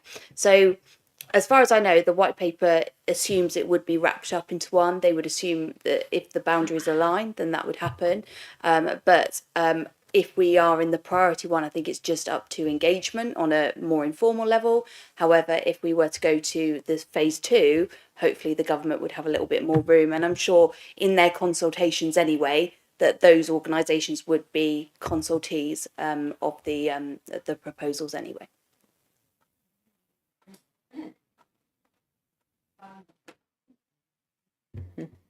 Councillor Dedman.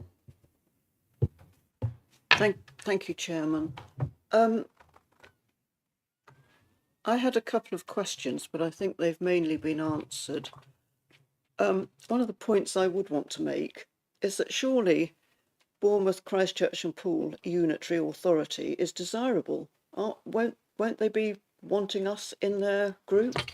I can't see why they wouldn't, because we're the ones that have got the driver of the industry and all the stuff we've got. So from that point of view, I think we should wait till the second wave and see who comes calling, if that happens. I mean, that might be unrealistic, but I don't think it is. It's called masterly inaction, I think. If we do nothing, we're doing it with a point of view. Councillor Trent mentioned something about a resident talking about Trowbridge, and it's occurred to me that I've got no idea even where it is.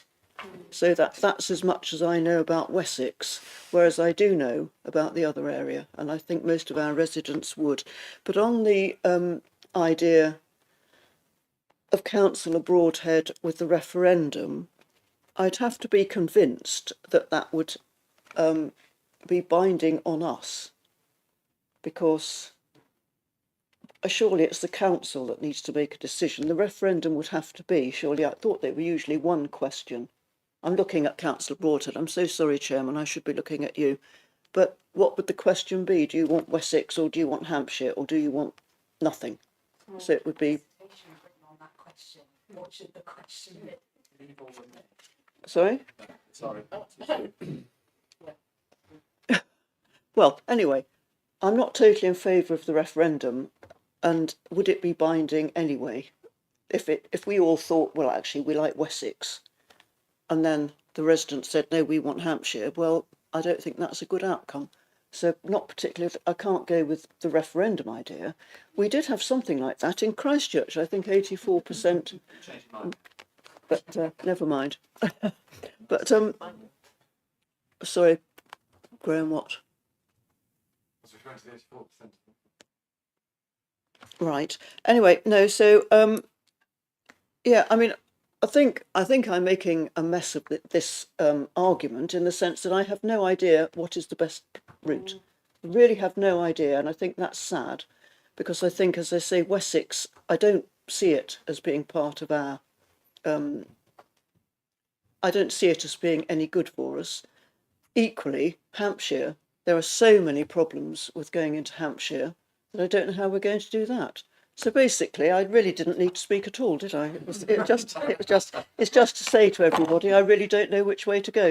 But I do certainly agree with Councillor Canavan's point that we have known about this for a while, and I think we need to work something up. Even if we go in the second wave, I think that if we go in the second wave, we certainly need to have some ideas of where we will go. So anyway, thank you. Thank you. Just a little bit of an issue with the camera. Can we? It's not on the screen. Okay. Okay. Fair enough. Okay.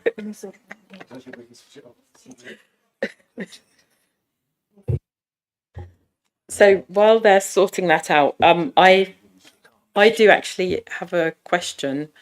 If both of the authorities, Wessex or the combined Wessex and the combined Hampshire, are going for the early option, and we are in between an island, I think somebody did ask it before, but I don't think we quite got an answer. Does that mean that one or both of those won't be able to go ahead because it leaves us as an island? No, they will go ahead.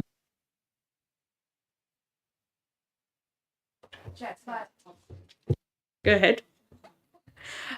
So I know Graham said we could ask the Baroness that tomorrow, but I don't think that's a very strategic question to ask the Baroness, because if she does come back and say you would need to join Wessex for Wessex to go ahead, that would put us in an even worse position, because we would be beholden to those councils, and in which case I would have an emergency group leaders meeting and we would talk about it and try and get through that situation.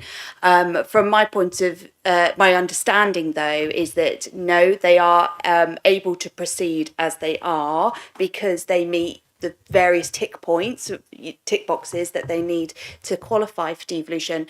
What I do just want to put back on the table, though, is that I don't think we should do nothing. I think that we should write to government on the 10th of January, and I think that we should say, these options maybe aren't for us.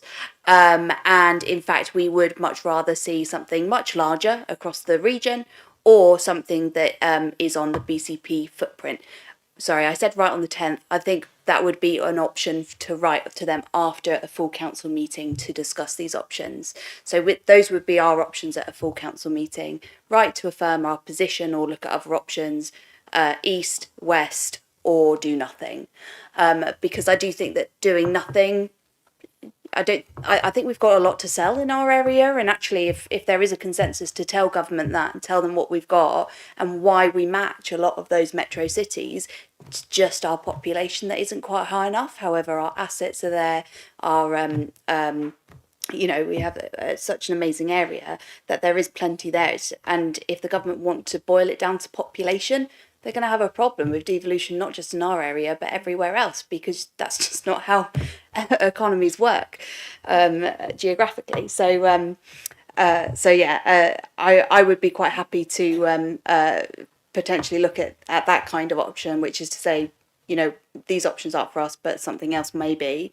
Or if we do come to a view that one of those options works for us, we should kind of take that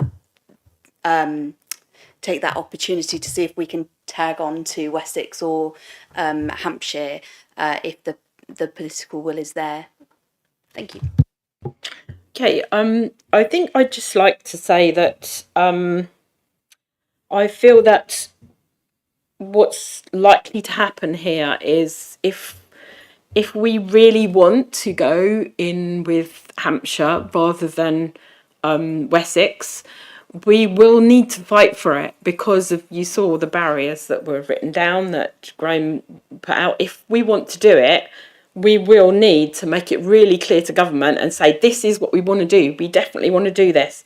We're going to fight for this. If we want to be by ourselves, we need to fight for that as well. So the trouble is, if we don't know what we want, we can't fight for it. And if we're not fighting for anything, we will get put where the government decide to put us. I believe that the government will listen to us if we are giving them a clear message. But if we give them a muddled message, they won't listen to us at all.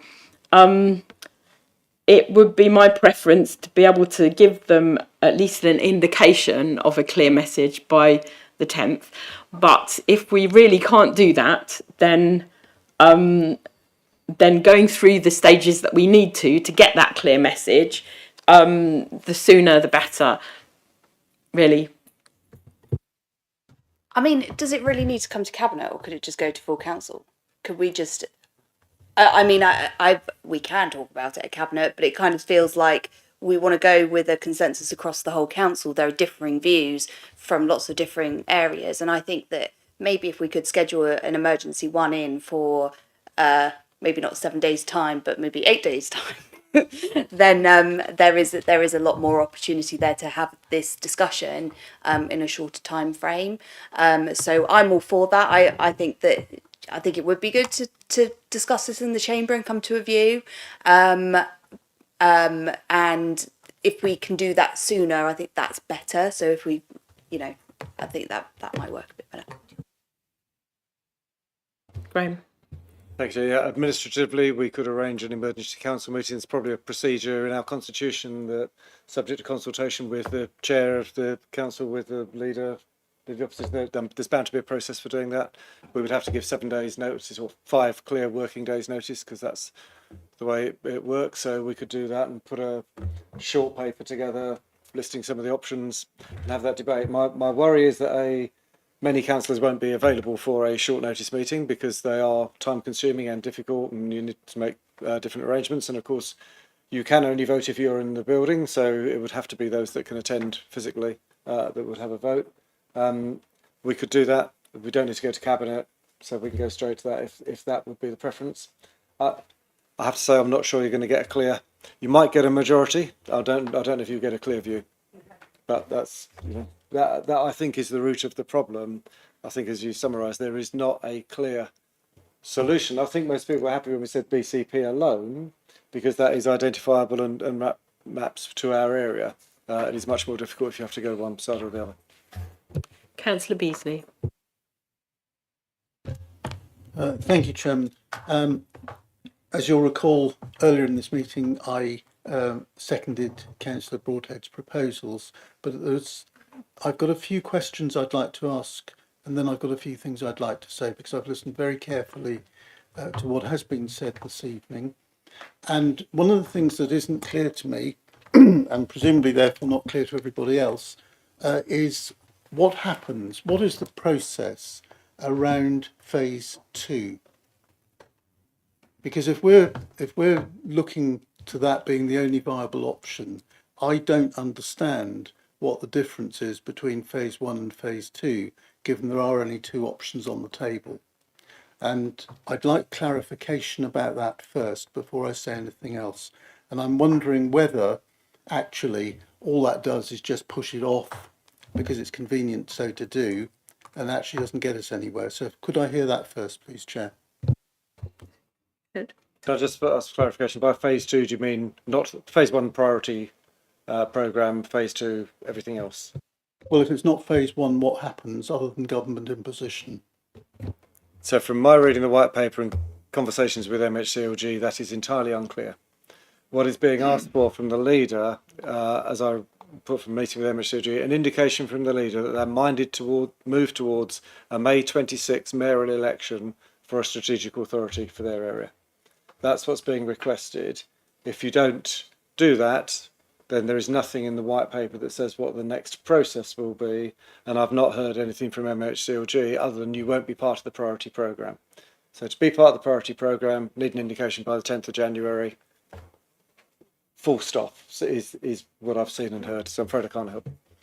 Well, you have helped me actually, Chief Executive, because that's pretty much what I thought you would say. And what that means is it only gives us the option of trying to be in phase 1 unless we are going to be pushed into whatever government decide that we ought to be doing. And I think it's a very poor situation for us to be in. I also think that, having looked at this paper that's in front of us this evening, that is pretty much the only piece of evidence that the government could pounce on about us considering this at all before the 10th of January deadline. And it will be used, and it will be used as a reason for going into Wessex, whether we like it or not. Because A, it's the easy option, B, it's the only option this council has considered. That cannot be right. No other option is mentioned in this paper. Somebody said earlier that it was a very poor paper. I would agree with that. It's a very lazy paper because it doesn't actually go through any kind of options appraisal, any kind of SWOT analysis, any kind of way of informing members, councillors, so that a decision can be made. it makes the assumption, and the recommendation is clear, that it is to join the Heart of Wessex devolution proposal. And I don't think that economically, and for a lot of other reasons, that is the right proposal for BCP Council. I'm absolutely convinced of it. So by way of background, I've been on this devolution discussion since probably about 2017.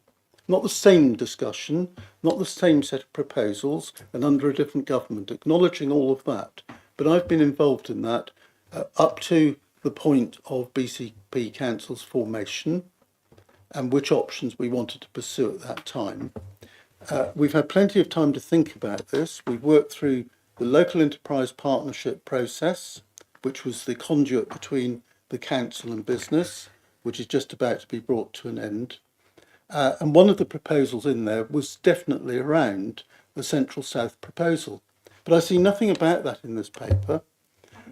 Since our September meeting, when we discussed the other options, albeit at a fairly high level, I had assumed that discussions would then take place between the leader of the council or the chief executive of the council with the leaders of the other councils in Central South and the other chief executives to try and work those proposals up. It seems to me that it has been accepted that we will go into the Heart of Wessex proposal, whether it's good for us or not. But what is this about? It's long term, very long term. It's going to have huge implications, not only for this council, but for all the residents and all the businesses within it. And we've done no consultation with anybody. We don't know what any of those businesses or any of those residents actually think. So we can't rely on that at any pace. And the pace is to the 10th of January, if we're to have any influence at all. Because I think, and I don't think I'm alone in this room, in believing that if we pass the 10th of January deadline, it'll be imposed on us. We won't have any say, and the easy option is the one that will be imposed. And the right option, which may well be a modification of something Central South, just won't even be on the table because A, it's too difficult, and B, it's too late. And I know, having spoken to two of the three key leaders outside of the Isle of Wight, that they are very strongly supportive of our involvement. But we haven't heard that. It's not in the paper. And you would be therefore expecting that not to be a consideration. Now, I don't know whether any of those discussions have taken place because I rely on what's put in front of me. And if it hasn't been the case that those discussions have taken place, then we have failed because we will not be looking at the two options in the round. So, Chairman, I think the economic boundaries are far more important than historic boundaries. I think that we need to be looking at what those options are, a proper options appraisal. It's a bit late for it now by the 10th of January, I accept that. I think those views of other people to feed into it, particularly those of business around the economic proposals and the economic priorities, are absolutely critical. None of that has happened. None of that's happened. Some of that could have happened. Maybe a lot of it could have happened since September, but it hasn't. I think that's a deplorable situation, and I think we've let down both the residents and the businesses in BCP's area as a result of that. So we need to take a decision, it seems to me, that is going to be done at pace. I don't know whether there's any wriggle room around whether it's the 10th or the 12th or the 14th of January, but I listened carefully to Councillor Canavan earlier on, and having had a passing involvement with a previous government over all sorts of things when I was leader of Bournemouth, I know that if a government is resolved to doing something, it will do it. And we've left ourselves extremely vulnerable, Chairman, I think. And I think that Bournemouth, Christchurch and Poole residents and businesses deserve far, far better than what is on the table at the moment from this council. So we need to do something and we need to do it quickly. And I do hope that there's a bit of a wake-up call here this evening, and that we can actually achieve something out of this. And discussion taking place with government tomorrow is something where we can actually be more proactive than we have been, because if we're not, it will be done unto us. Thank you, Chairman. Thank you, Councillor Beasley. Councillor Rice. Yeah, just from a practical point of view of getting the opinions of all of the councillors fairly quickly. If there aren't many people that can come to the emergency meeting, then I do wonder whether we could make use of a simple poll. Like, it won't be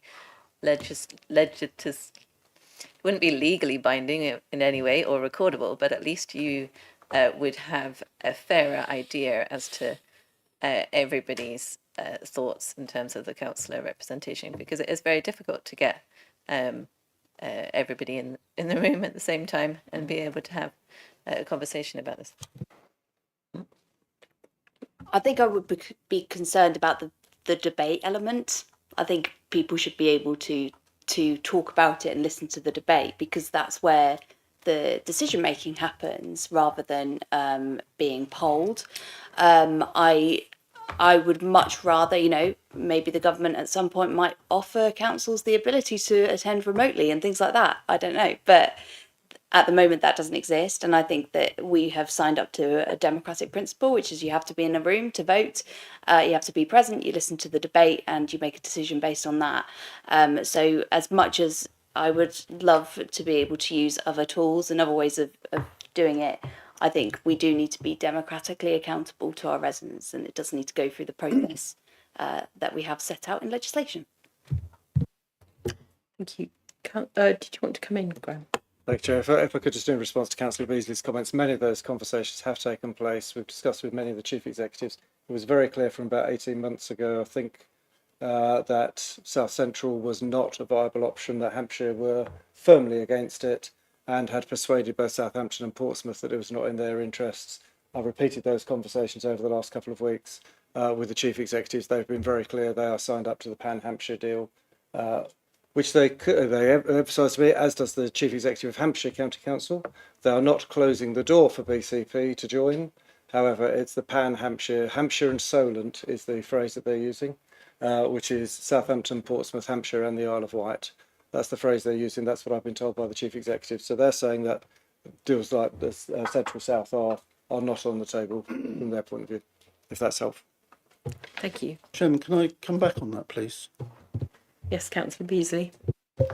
Well, 2 points to make, I think. The first is, just as a member of this council, I rely on the paper that's put in front of me. And the paper put in front of all of us this evening is distinctly lacking in information. None of that information is in here. There is no mention of any other alternative. So we should, I think, assume that the recommendation that's here is the only option on the table without being given any background or any evidence to support it. Chairman, that's not good enough. This is one of the biggest decisions we are ever going to make as a council, and this paper is as flimsy as can possibly be. That's the first point. And the second is that I would, either in this room or out of this room, I would challenge what we have been told, because what we've been told is not what I've been told by two of those leaders in the Central South. It's not consistent. What's been said between chief executives may be a different matter, and I wouldn't be party to that. But I can assure you, Chairman, that is not the consensus view of the leaders of the councils involved, from what I have been told.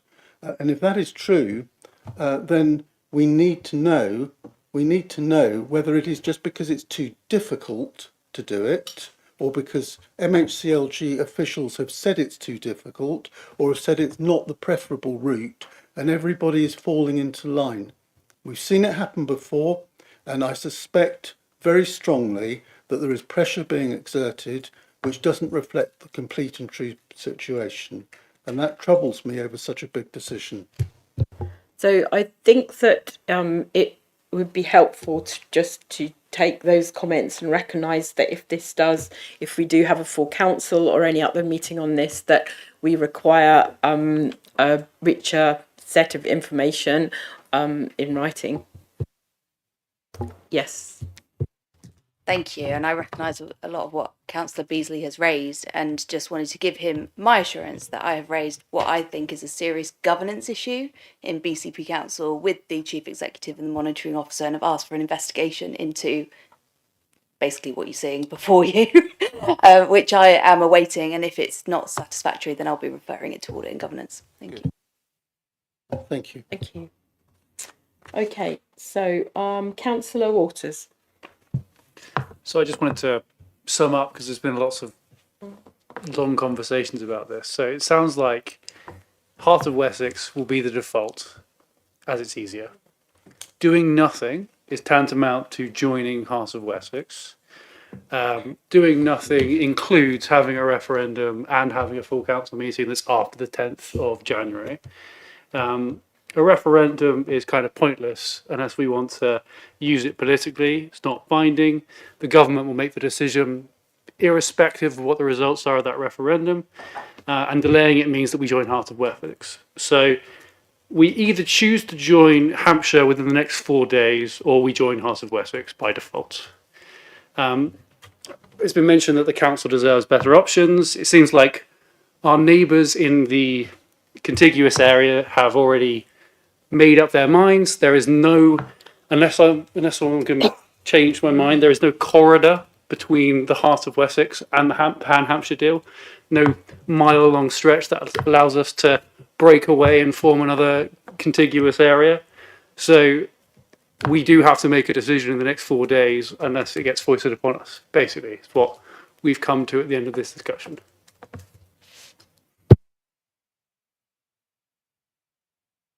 Thank you. So earlier on we were talking about Devon and Cornwall, and were we talking about a potential southwest super region? And I kind of liked that idea of BCP being one of a number of urban centres rather than the only urban centre that perhaps doesn't have the same interests as rural areas. And also just to say, because it's sort of coming out, there's a consensus that we sort of look at Hampshire, and that may be the case in Bournemouth or Christchurch. It's not really the case in Poole.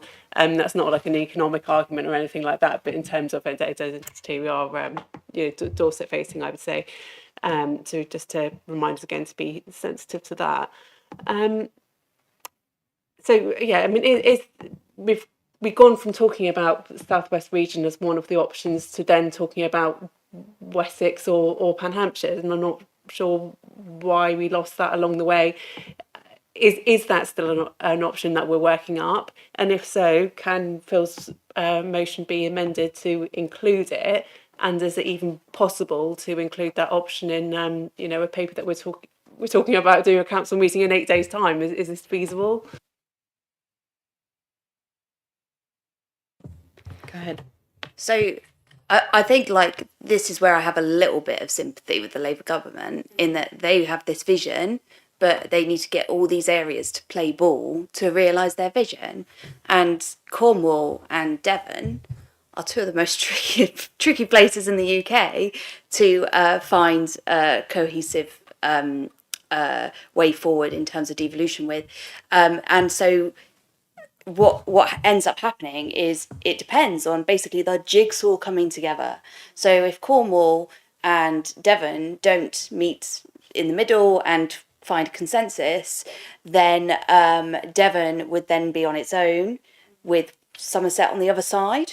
So then Devon would be an island. So then would Devon have to come in with Wessex? And then if Devon was in with Wessex, it would give us that kind of more assurance that our interests are met on a wider basis because of the, having Torbay and Plymouth and Exeter and all sorts. So that I can see as a much more attractive deal because it is much larger. It gives us that regional voice and that regional purpose. It covers that whole South Gateway all the way up to all the way down the coast.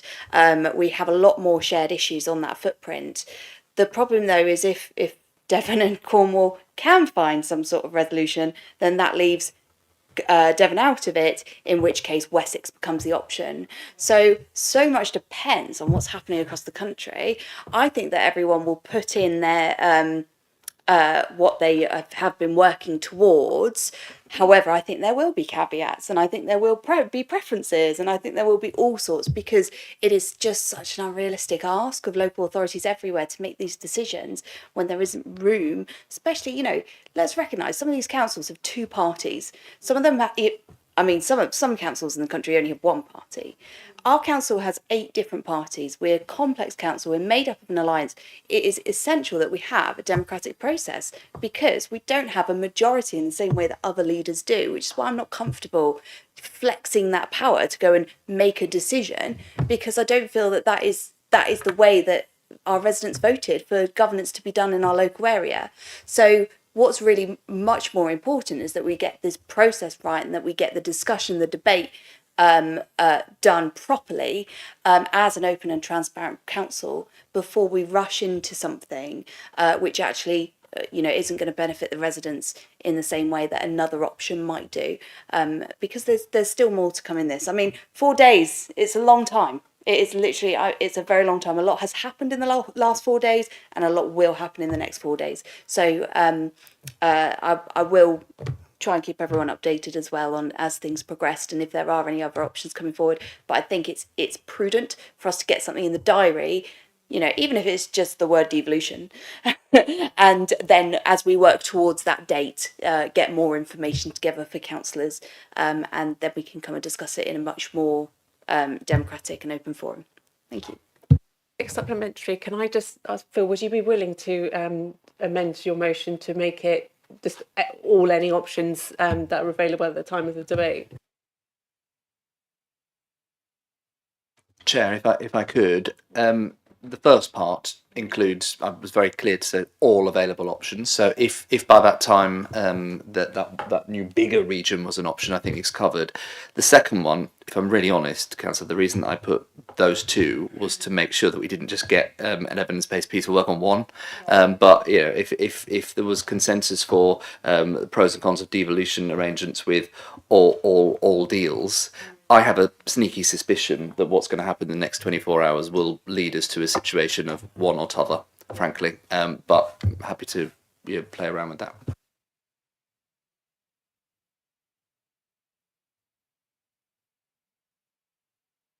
So are you you're happy with a slight amendment to include? Yes, Chair. I could say to undertake an evidence-based piece of work on the pros and cons of all available devolution arrangements.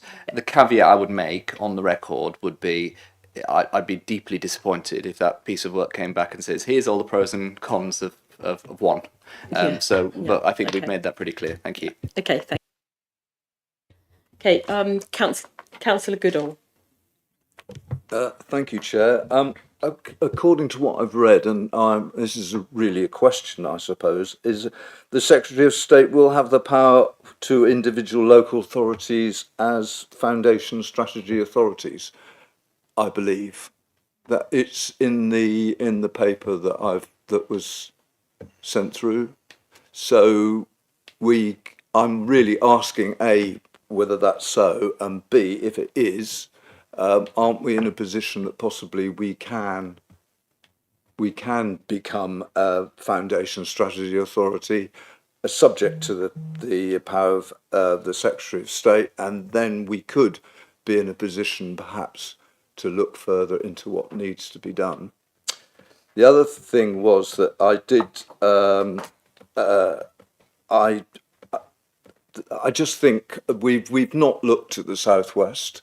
The idea came up yesterday for the first time. There seems to me, looking at the Southwest as an area, especially, I make the point that our identity is hugely important.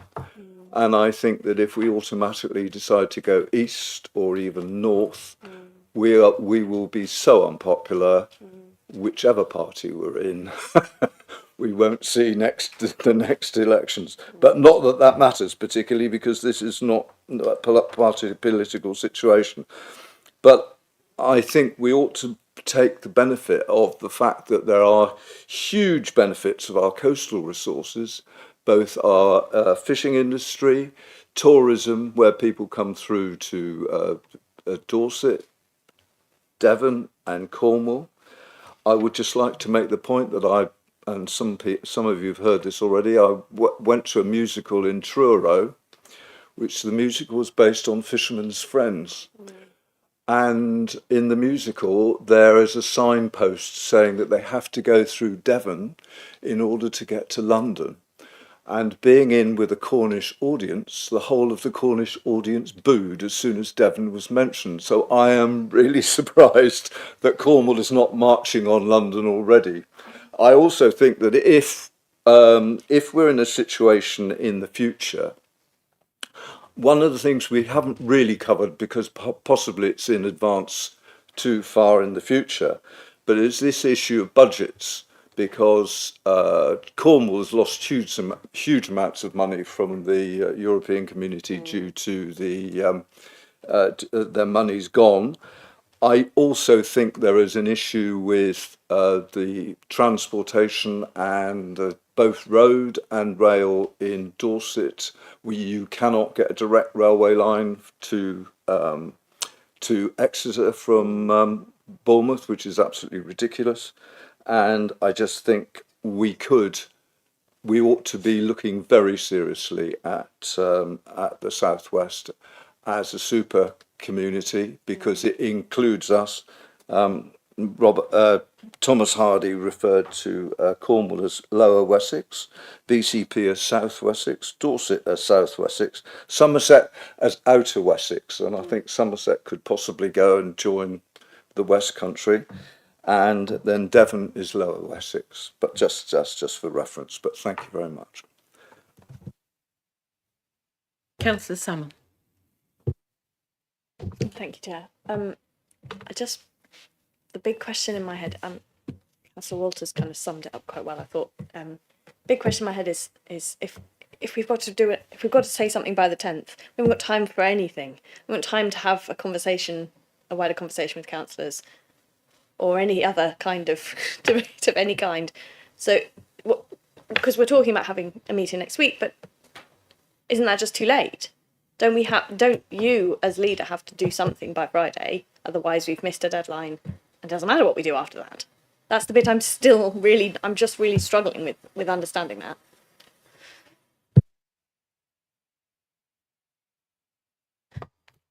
So the reason why the government need to get this on the road is because they need to change legislation on. Yeah. But I mean, they've given us 3 weeks from publishing a paper, which none of us really expect to see 1.5 million in there. 3 weeks during Christmas to come up with doing that first round. This is not about missing the entire of devolution. This is about being on the priority programme. And there are some areas where it makes absolute sense for them to go that way, because they've been asking. Some places have had proposals for devolution on the table for the last 3 years and haven't been able to get them across the line for various reasons. This is an opportunity for those kind of places to be able to take those plans forward at pace. We are not one of those places. We haven't been sitting around the table coming up with East Hampshire with Hampshire for the last 2 years, or working with the Wessex councils on a much longer footing. Like, this is very much, everyone has been waiting for the white paper, because that would finally give us what government blooming want us to do, because everything has been guessed up until then. And then they give you the white paper and say, oh, by the way, you've got 20 days to come back to us to be on that priority programme.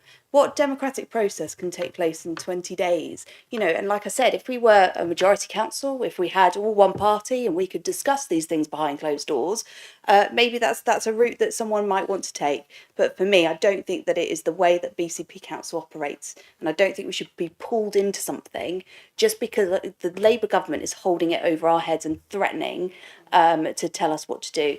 I mean, we get to vote on this at the end of the day. Should we just we could just not vote, you know, or vote a different way. They are. I just don't feel it's right to be pushed around by the government who are acting. Councillor Hassan has another question. Thank you. No, sorry, I don't want to interrupt, but thank you, leader.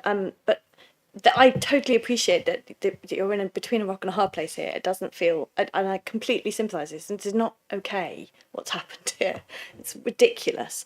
But the reality, as has been pointed out by Councillor Canavan quite forcefully earlier, seems to me that if we don't say anything by the 10th, if you don't say something positive by the 10th, then something will be imposed. And that something sounds very likely to be that will be put into the Wessex thing. I mean, maybe I'm misunderstanding, but we've asked a few people have asked a few different times. You know, will us saying nothing stop the devolution going ahead in the two areas that have put themselves forward? No, but we can't be left on our own. So therefore, we will end up. We can't be just left stuck on our own while other areas go forward, because they've said they won't let that happen. So won't that mean we are sucked into one of the Wessex or the Hampshire? I mean, I've tried to explain it in several different ways. We do have a lot going for us in BCP. We do have a huge amount, you know, with our ports, with our airports, 3 universities. Wessex, they ain't got 1 university. We've got 3. So I think there are things that we can talk about which lay out that we are a functional economic area. That is what the government is seeking within devolution. Just because they want to put an arbitrary 1.5 million people on it, for me, is it devolution or is it not devolution? Like, what are we talking about? Or are we just carving the country up? So I think there is a challenge back to government in terms of what they are actually trying to achieve. We can help them achieve it, but we're not going to compromise on our vision for BCP and what we actually want to see happen in our area. I also think that, you know, the 10th is what they've put in for those easy authorities. This is the easy decisions will be made on the 10th. We are not an easy decision area. To be honest, there are lots of other places across the country, you know, Swindon, places like North Somerset, even Devon and Cornwall, they're also not easy. But they do have elections that they would very much like to delay by getting onto that priority programme. And so I think we need to look at it as what it is. If we go to government and say, you know, we can answer your prayers and not be a devolution island by giving us an extra week to discuss this in a democratic process, if I was government, that would be a pretty good deal, rather than them trying to, you know, basically just tell us what we're going to be doing or not. So I don't think it is as black and white. I think they're presenting it as black and white. I am prepared to call government's bluff on this. I actually think I would rather them impose this on residents than me impose this on residents. Thank you. So I just feel that there's a, sorry, Patrick, I feel that there's a question that's being asked here that we're not getting to the bottom of it. It's not a political question. It's not an emotional question. It's just a practical thing of if you have an authority here and they are going for a priority, so they're going to have their elections in 2026, and there's a priority area here and they're going to go for it for 2026. If we are going to be in one or the other, whether we decide it or whether the government decides it, we will have to be in that first wave with them. I would have thought it would be very awkward for them to go ahead and for us to join afterwards. And I think the question is that the case, that if they're going ahead and we end up joining them, does that mean we are going to be still in that priority area? And does that mean we do need to decide quite fast? I wonder if I could just help to focus the conversation with a couple of comments about process, etc. But actually, we don't know for certain what the outcome will be. We're reading into it that they will both go ahead and we will be forced into one or other. We don't know that for certain. We can make political assumptions and expectations, but that isn't stated anywhere. MHCLG have said things like, if one council in the partnership doesn't want to take it forward, then we won't take the partnership forward. The challenge for us in our interpretation is actually we aren't part of either partnership at the moment. They have both put in expressions of interest under the previous round in September for their own devolution for Wessex. It was put in by Somerset, Dorset and Wiltshire, and Hampshire put one in, as I understand it. for Hampshire and Solent. So they've already made that expression of interest by the end of September. We weren't in that. We put in our standalone expression of interest. So we don't know for certain they won't proceed. In terms of the decision, just to come back to what the government is looking for is a letter from the leader, not a formal decision by the council. They're quite clear that formal decisions will come after the consultation process. They've been quite clear about that. The difficulty I think the leader has is one that she just summarised. This is complex politics. You know, there are 8 political groups and 2 independents, so it is a much more complex position than other councils have. We have been in the background trying to work through what the process is. We can easily call an urgent council meeting by giving 7 days notice effectively. That is the power of the chair or the monitoring officer in consultation with the chair or any 5 councillors requesting for the chair to call it, so we can do that process. The other option, which we've been looking at, is we could have an informal briefing of all councillors, which you could do this week. You could arrange that for Thursday and do a poll, because we are not taking a formal decision. So you could do an informal sounding meeting. We could run it as if it were a council meeting. So that is an option. You could actually do that with remote attendance, of course, because it would be a non-decision making meeting. So you could get a feel for people. Now, we're literally going through this as we're talking. So Janie, Richard and I have been exchanging notes just saying, what are the options? How could we do this? I'll just remind members that when we put in our expression of interest, we weren't going to be part of either Wessex or Hampshire. They were going to run separately. As of 3 weeks ago, the only conversations that were being had with us were from Wessex. They were not from Hampshire. That's one of the reasons that I'm not going to defend the paper because I don't think the paper was great. It was intended to try and get something on the agenda to facilitate a presentation and discussion, but I think it badly misfired, and that isn't helpful to anybody, but that was the intention of it.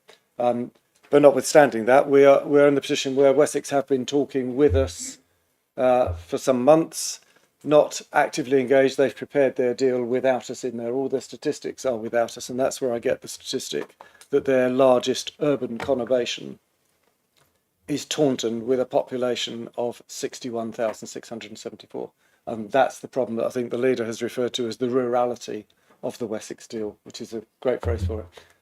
So in terms of process, we can do what you want to do. If we want to do it on an informal basis, we could arrange that for this Thursday. We would be able to feed back from the ministerial meeting, we'd arrange it Wednesday or Thursday. We could do a formal meeting for next Wednesday or next Thursday, but that is after the 10th deadline. And I'll just re-emphasise they're not looking for a formal decision. They're looking for a leader's letter that gives a commitment that would start a consultation process, but it's a national consultation, not a local one. So, you know, consultation probably should be in inverted commas, but you can see the difficulty.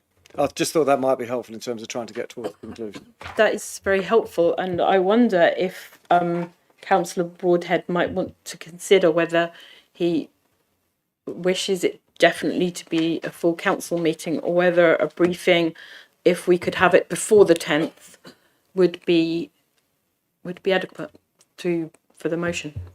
Yeah, thank you, Chair. I'm disinclined to change the recommendation in front of us, and I think we've probably got agreement here with the leader as well. Whilst we don't necessarily need a full formal decision on this, as I think Millie has helpfully outlined, this is an arbitrary date that the government have given us of a letter of an indication by the 10th. If we were to run a process around this, including a full council debate, a proper debate as the leader has outlined, and a vote, that would give us a really strong tool to send to government about what this council was thinking about. And equally, as part of the second part of the recommendation, I do think we need some evidence around this. We need consultation with residents. We need, as Councillor Beasley has said, consultation with businesses.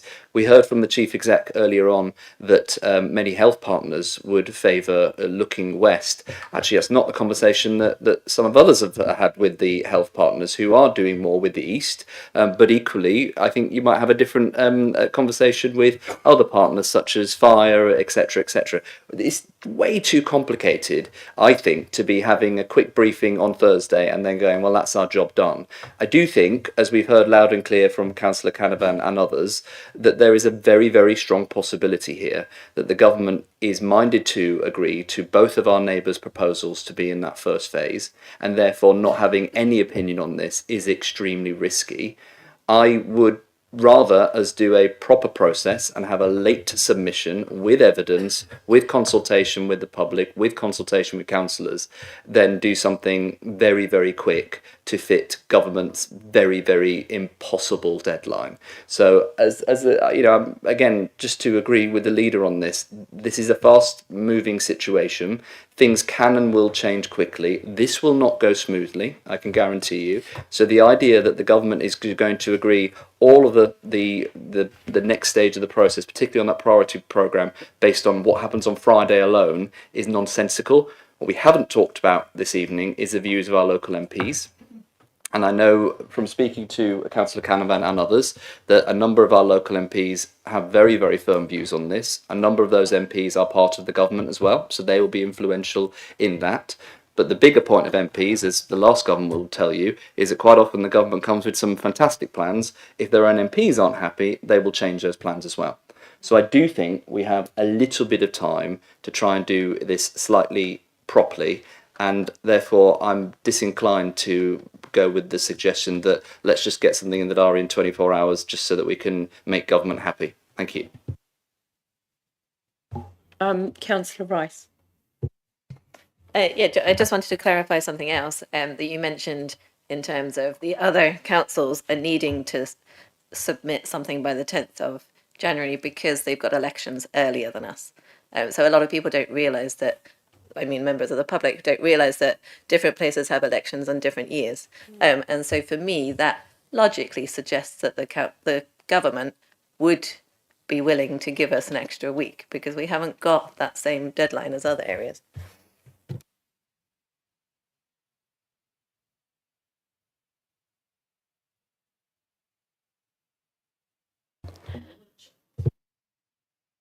Okay, I feel that there is some disagreement on this. So I think I will move a formal amendment to the motion on the table that instead of an emergency full council meeting, we organise a briefing to be held before the 10th, so that councillors, as described by the Chief Executive,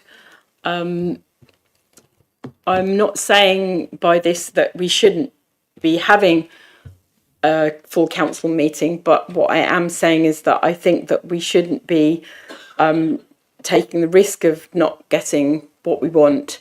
And I know that there are people, it's even been mentioned, we haven't talked about what some of the MPs think. I know at least some of them think that we should be looking towards Hampshire, and the default is that we'll probably end up in Wessex. And my concern is that if we go through all of this process of a full council meeting, we may be doing it and then find that it's too late because we've missed the deadline. I believe that if we go for a briefing and we make the decision in time and we submit to the consensus of the councillors to the government on time, then that gives us the best chance of getting what the consensus of the elected members here feel. Also, we can also take into account what our MPs think, because we can all talk to them and find out. I believe that is the best way forward. I'd love to have a full council meeting on it, but I don't want to have a full council meeting and then find that it's too late. What we've decided isn't going to happen. So I'd like to formally move that as an amendment. Do I have a seconder? He has moved the motion, and I'm amending it. That isn't an amendment, that's a change. Yes, it's an amendment. It's a change. Yes. No, I'm yes, sorry, I that's don't right. think it's right. So an amendment is a change to the wording of a motion. Councillor Bartlett? here. Can you hear me okay, Chair? Yes. Thank you. Thank you. I disagree with your amendment, Chair, and the reason is that we should not forego our democratic processes to suit the expediency at which we're required to make this statement. You know, we need to remember that our full council meetings are also for the benefit of the public, and it helps them to keep informed as well. You know, a sort of informal brief amongst councillors, I don't think is the answer. It's not appropriate in this case. This decision is huge, and it will affect our residents, as we've heard, for many, many years to come. I don't see why a couple of days will make any difference whatsoever if the government are sensible. So I think there should be time to have a full council meeting on this. Thank you. Okay, thank you. Actually, I should have checked that I've got a seconder for it first, and I will bring you in afterwards to make some comment on it as well. But do I have a seconder for it? Because if I don't, it falls anyway. If everyone thinks it's better to, no, that's okay. I just felt that there was disagreement, but maybe there was no disagreement anyway. And if everyone's happy with the motion as it is, that's fine. So, So, does anyone else want to speak? Councillor Trent. Yeah, I'm actually getting really confused over one of the essential core arguments in all of this, and that is population.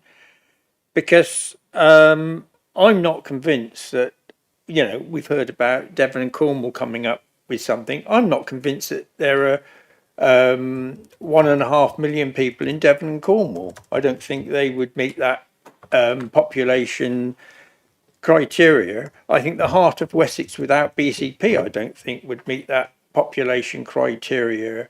The only area that would meet that population criteria is the Hampshire one, the Hampshire and Solent. Or am I overestimating the population of places like Basingstoke?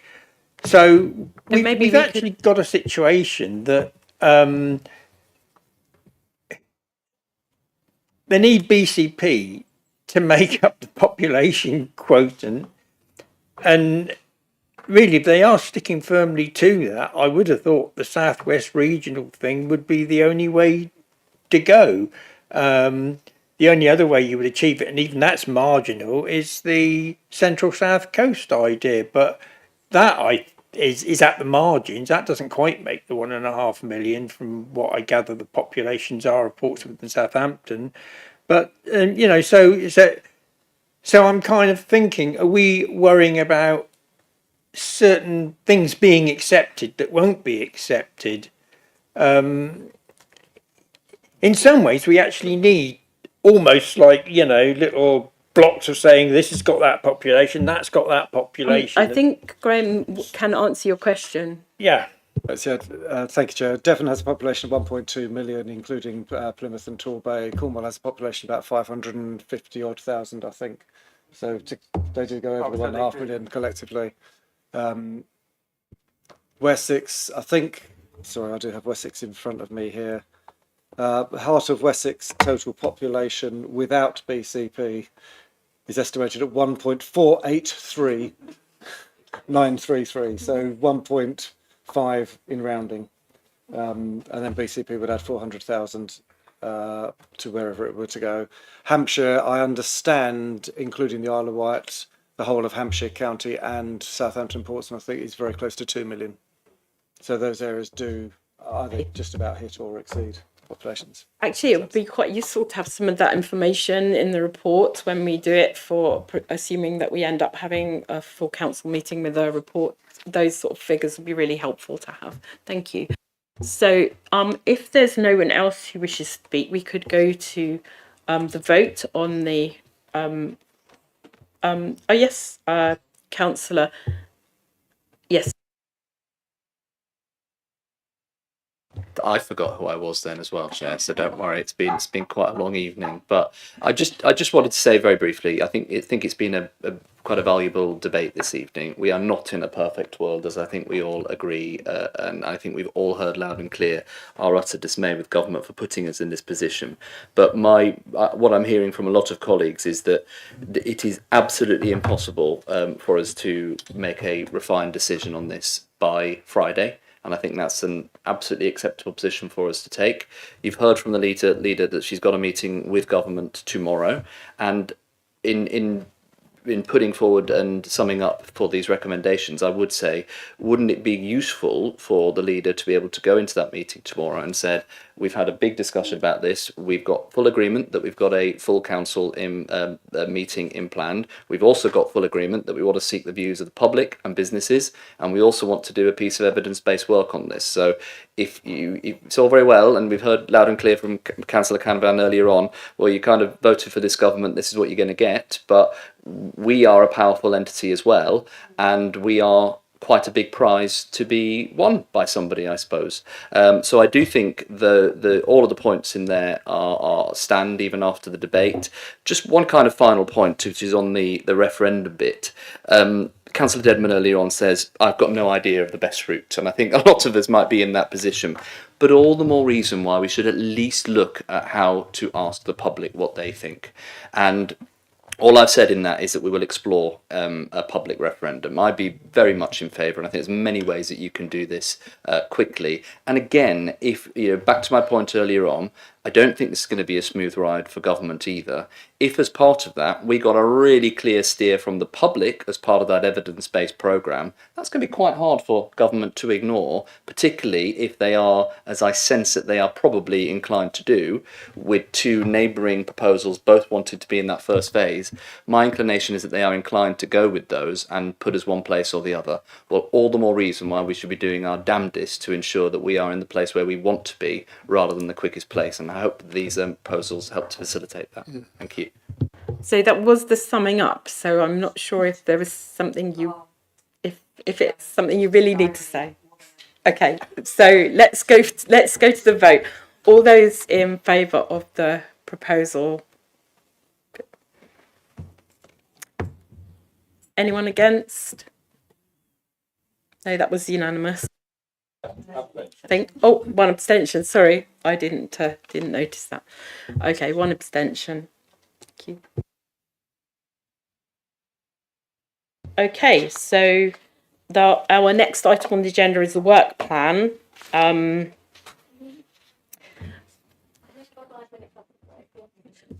hoping this isn't going to take more than about 5 or 10 minutes. I'm really hoping it's not going to take long. So the first thing, I just need to remind everybody that there is an additional meeting scheduled for next week to consider the remaining items that would have been on this agenda because it was thought to be too long. And really, I don't think there's anything we need to do on the work plan because we've got another meeting next week anyway. But if there is anything that you think you'd like to raise about it, please do. If not, we can absolutely. That's the end of the meeting. Okay, thank you very much.